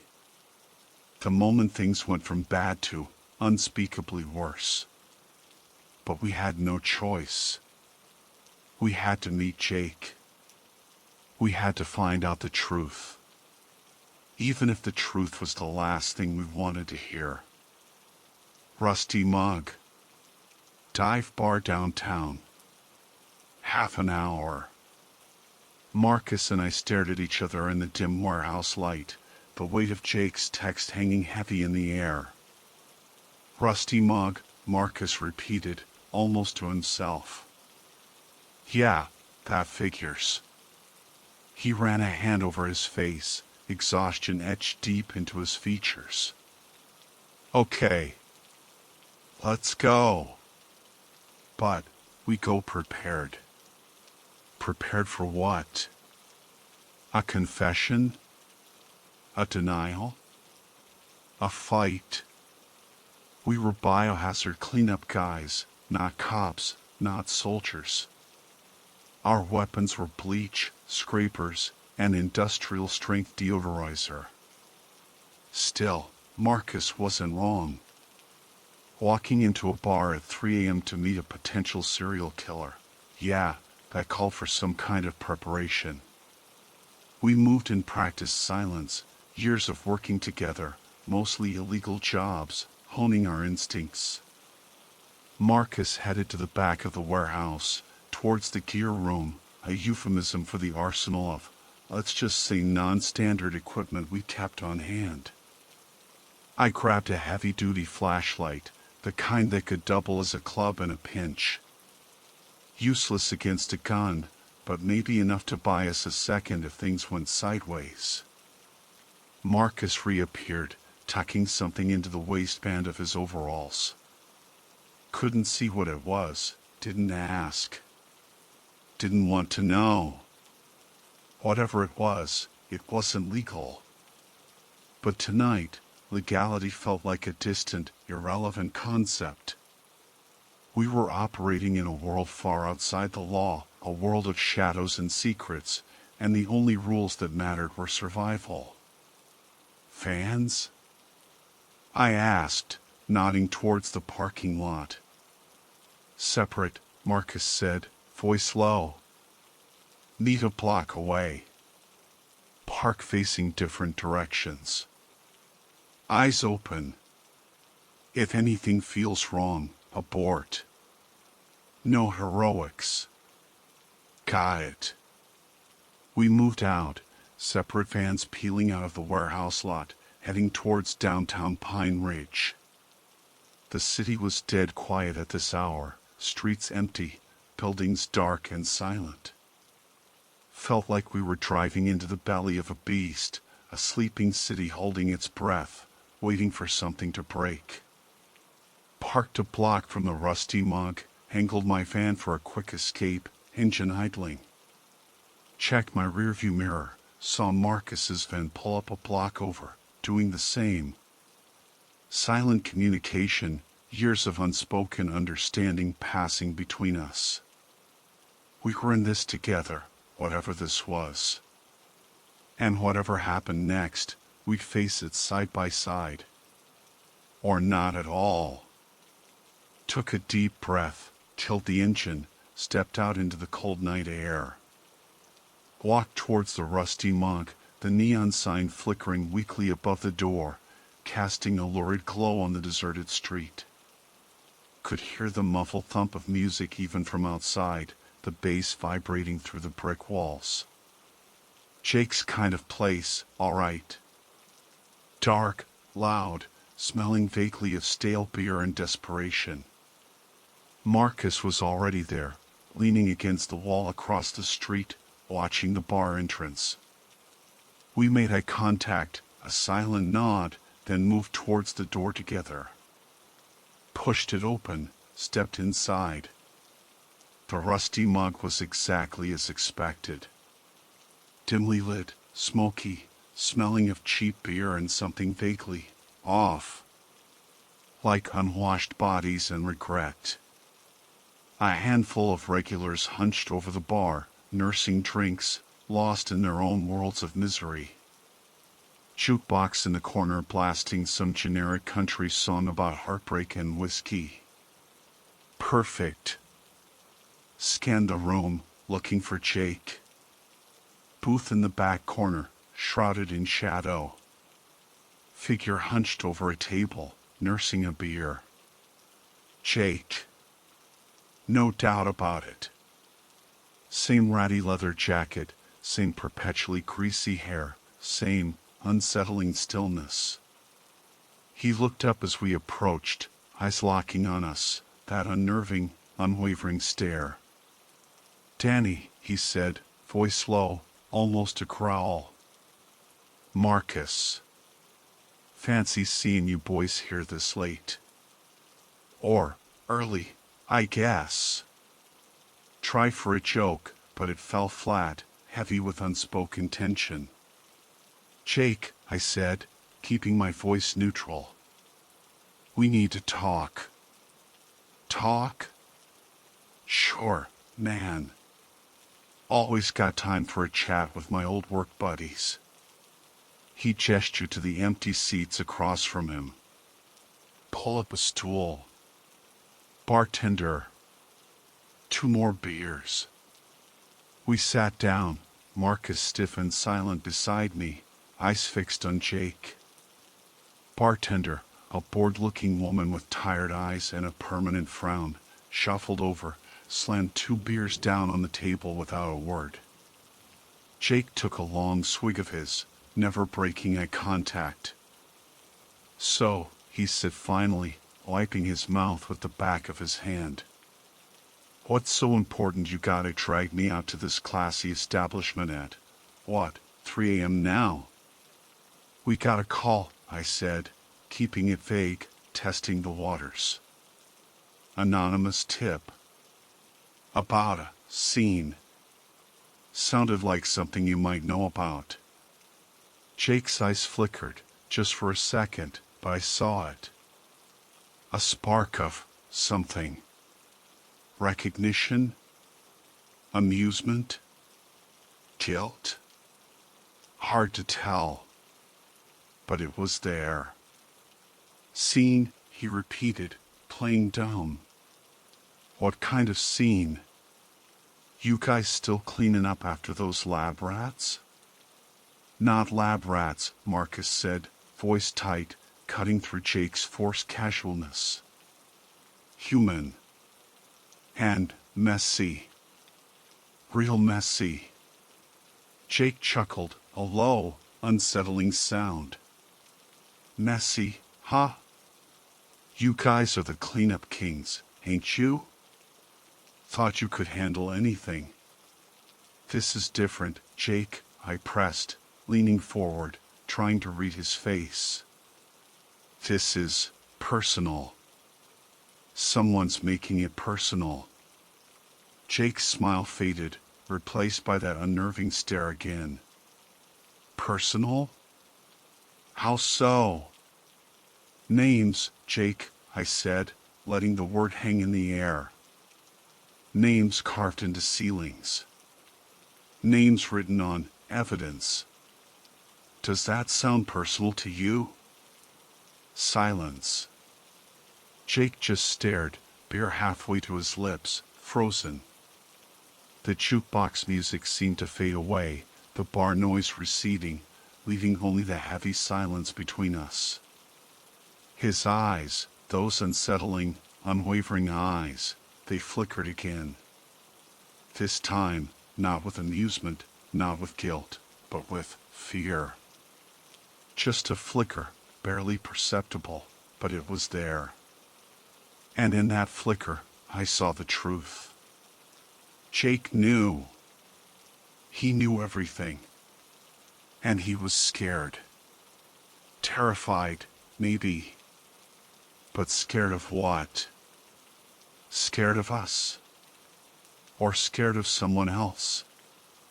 "Names," he repeated finally, voice barely a whisper. "What names?" "I don't know what you're talking about." But his eyes were screaming a different story. "Don't play games, Jake," Marcus said, voice hard, dangerous edge to it I hadn't heard before. "We know it's you. The scenes, the messages, it's your sick idea of a joke, right? You trying to scare us?" Frame us? Jake flinched, actually flinched. Like Marcus had slapped him. He set his beer down hard on the table, sloshing foam over the rim. Frame you? Why the hell would I want to frame you? Why wouldn't you, Jake? I shot back, pushing harder now. You were fired. You were pissed. You're messed up in the head, Jake. We both know it.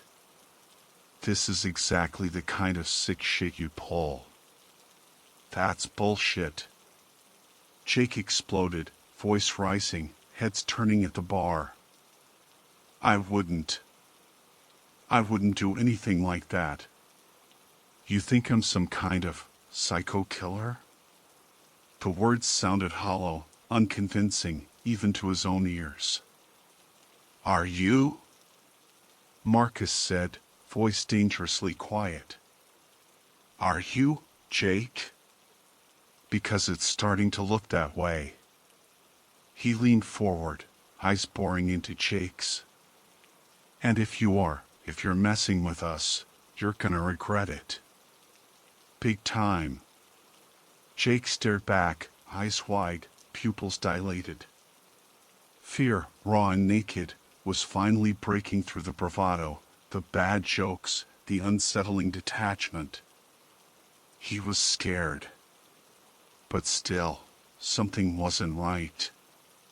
His fear, it didn't feel like the fear of a guilty man caught in the act.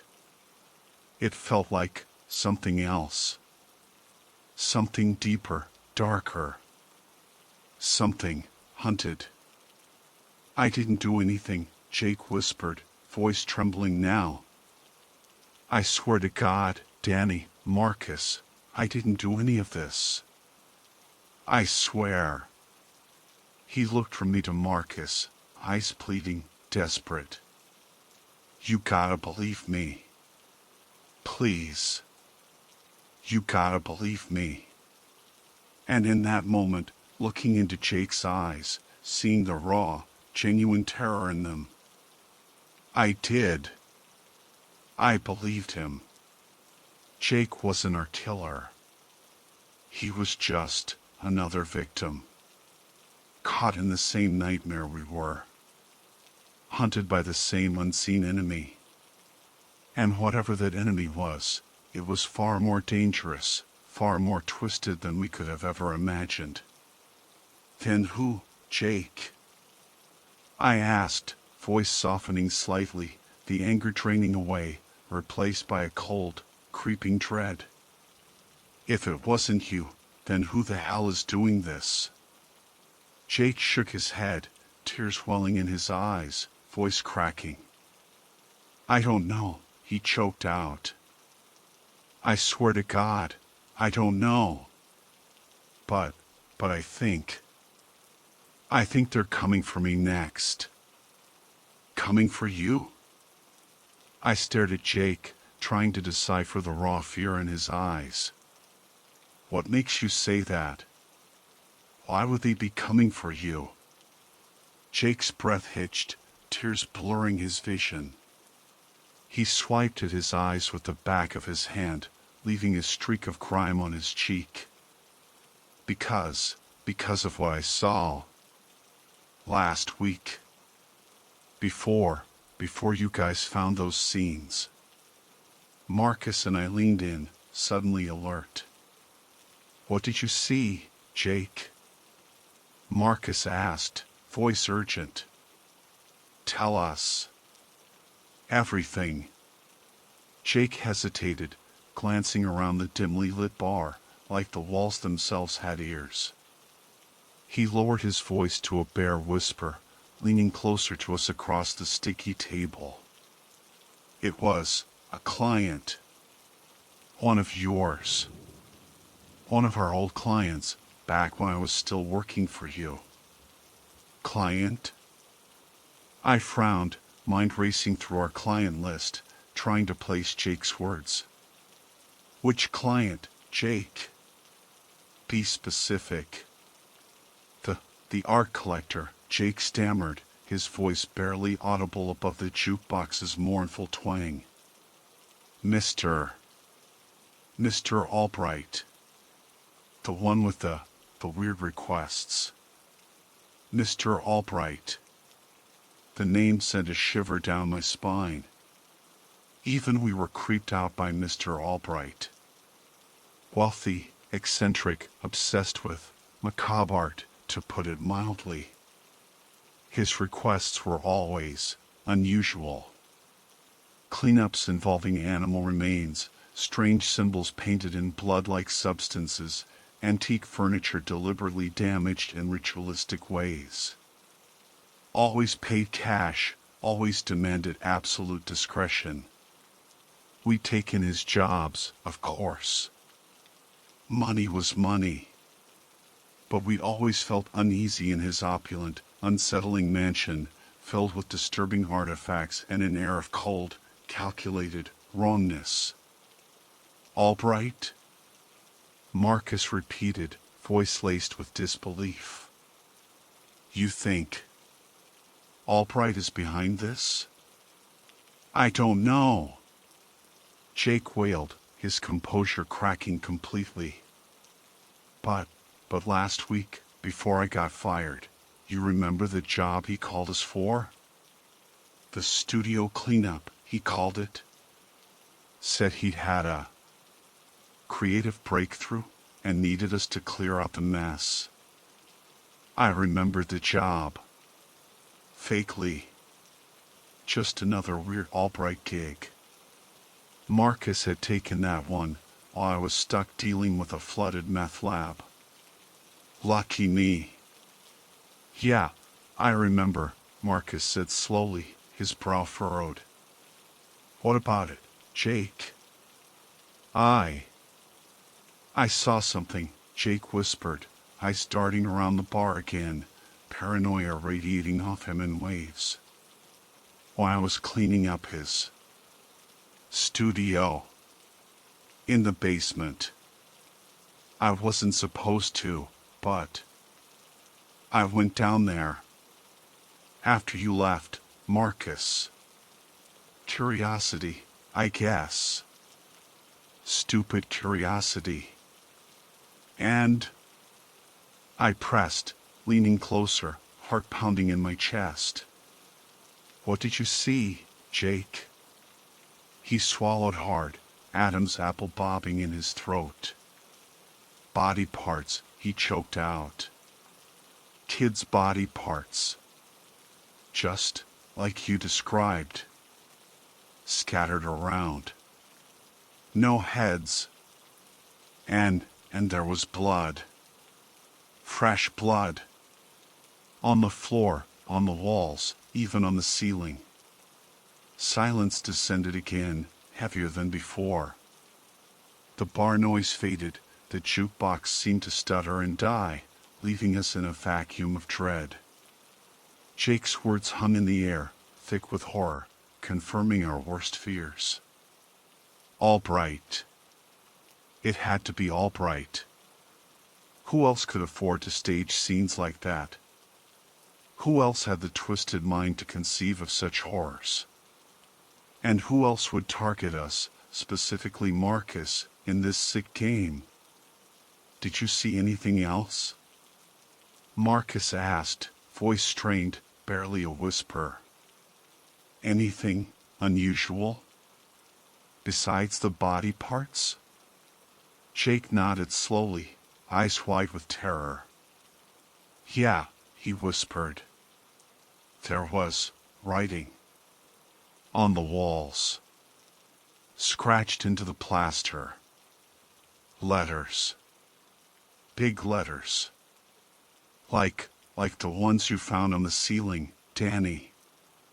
My blood ran cold. The letters.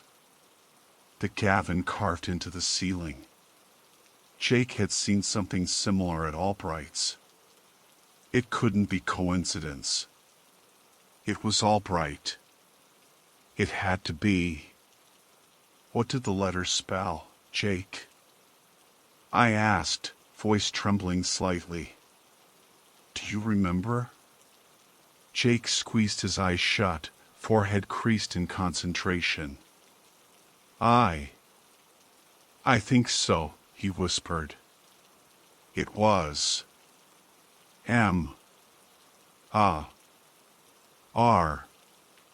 Yeah. Mark. It's spelled Mark. Or, close to it. Mark something. Marcus breathed, his own name sounding like a death knell in the silence. He carved my name.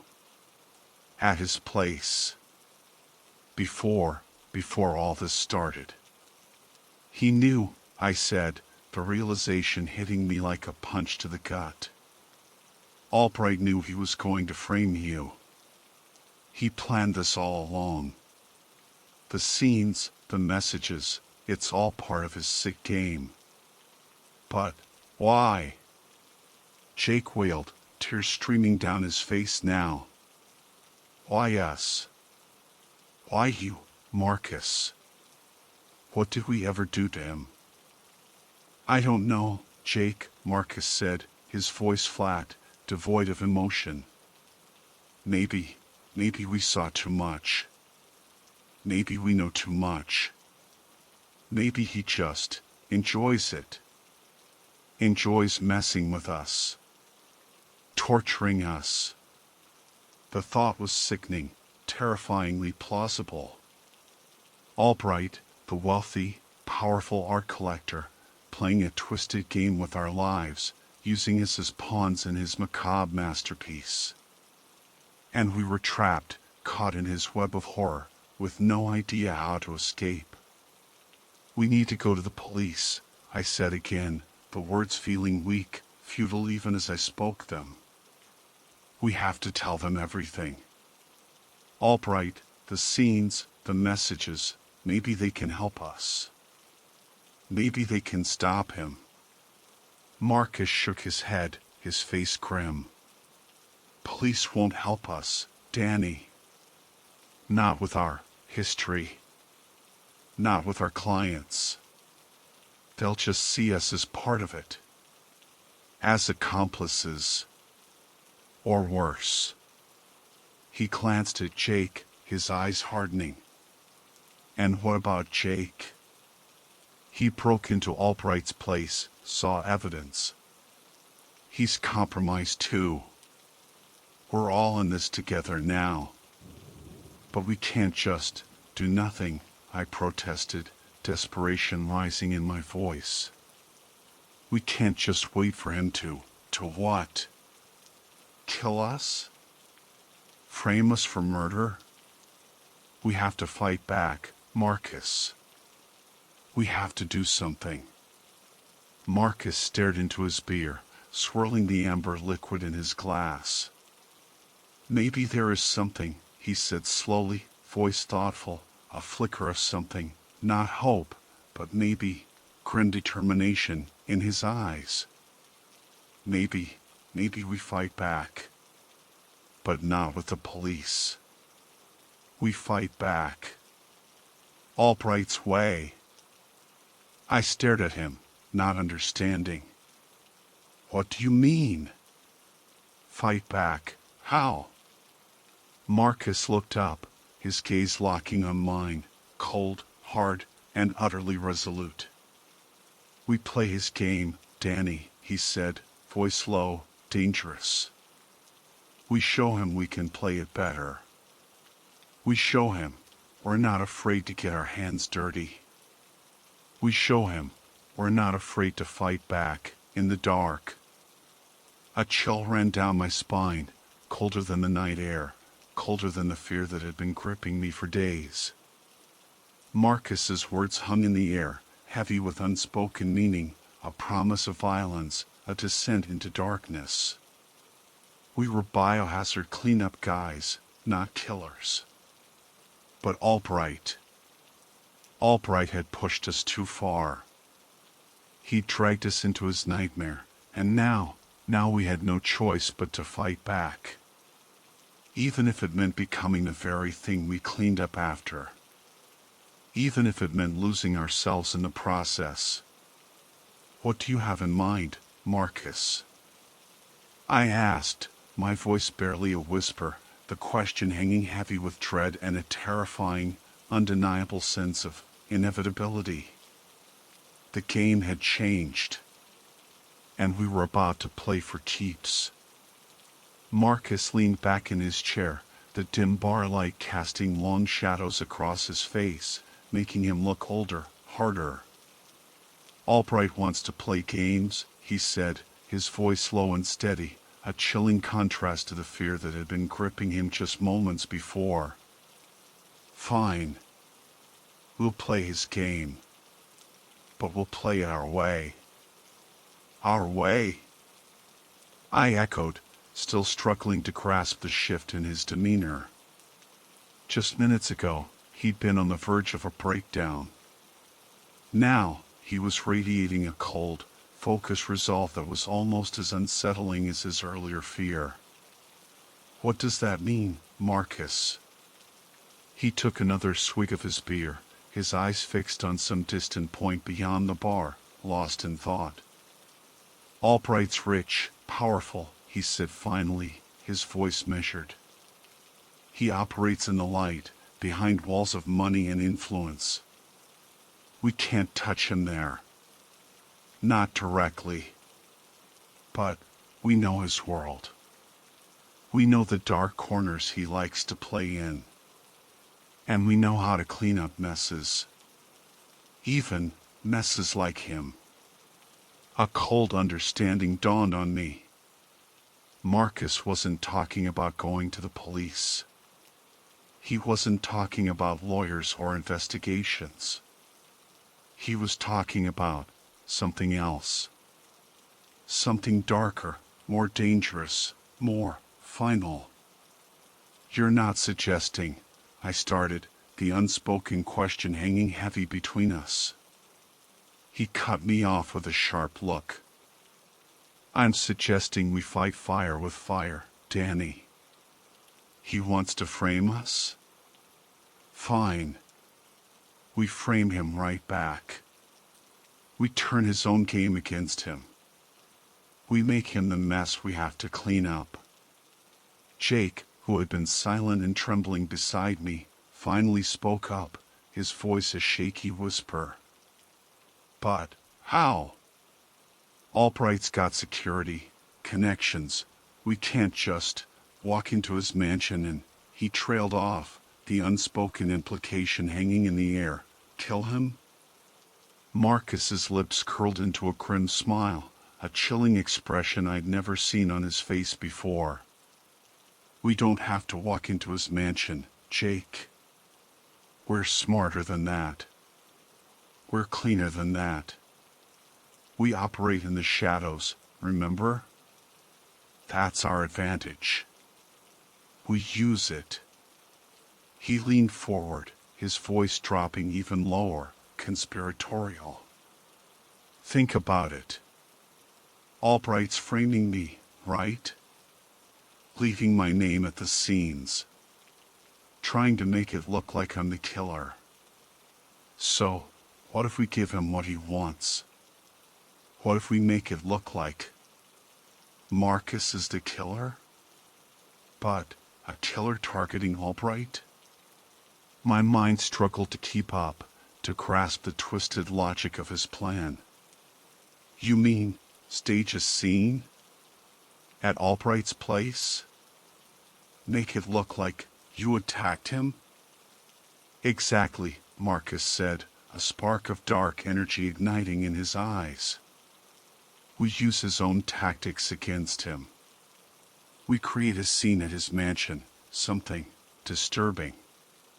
Something that screams serial killer. Something with his name all over it. We make it look like Marcus was targeting Albright. Driven by revenge? Obsession? Doesn't matter. Just has to be believable.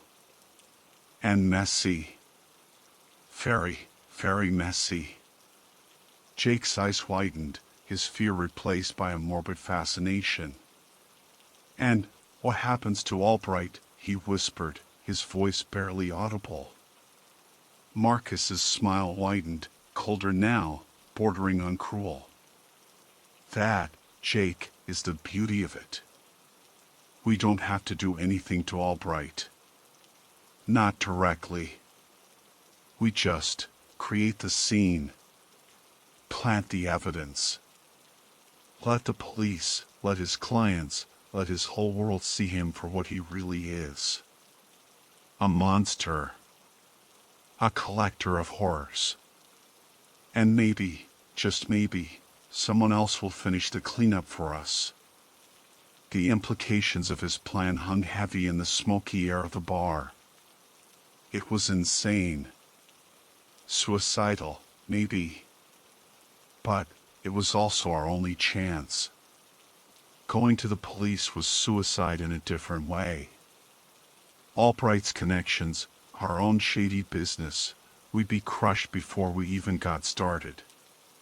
But fighting back, playing his game, that was something we understood. That was something we were good at. Cleaning up messes. Even if this mess was ourselves. It's crazy, Marcus, I said, but even as the words left my mouth, I knew I was already in. Already caught in the undertow of his desperate plan. It's insane. But I don't see any other way. Jake nodded slowly, his initial terror giving way to a strange, almost eager anticipation. Me neither, he whispered. I'm in. Whatever you need me to do. Marcus nodded, the grim smile still playing on his lips. Good. Then we start tonight. We need to plan. We need to be meticulous. This has to be perfect. One mistake, and we're all finished.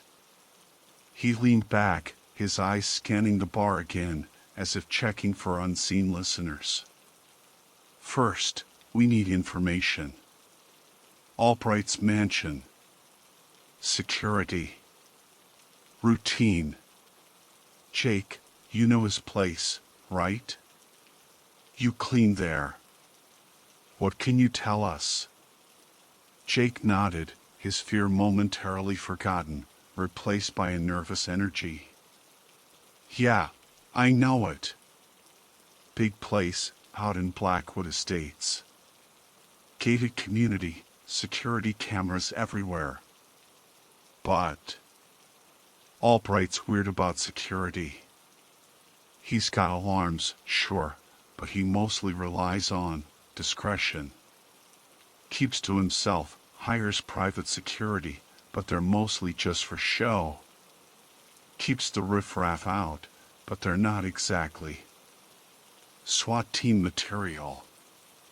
Cameras, Marcus muttered, tapping his fingers on the table.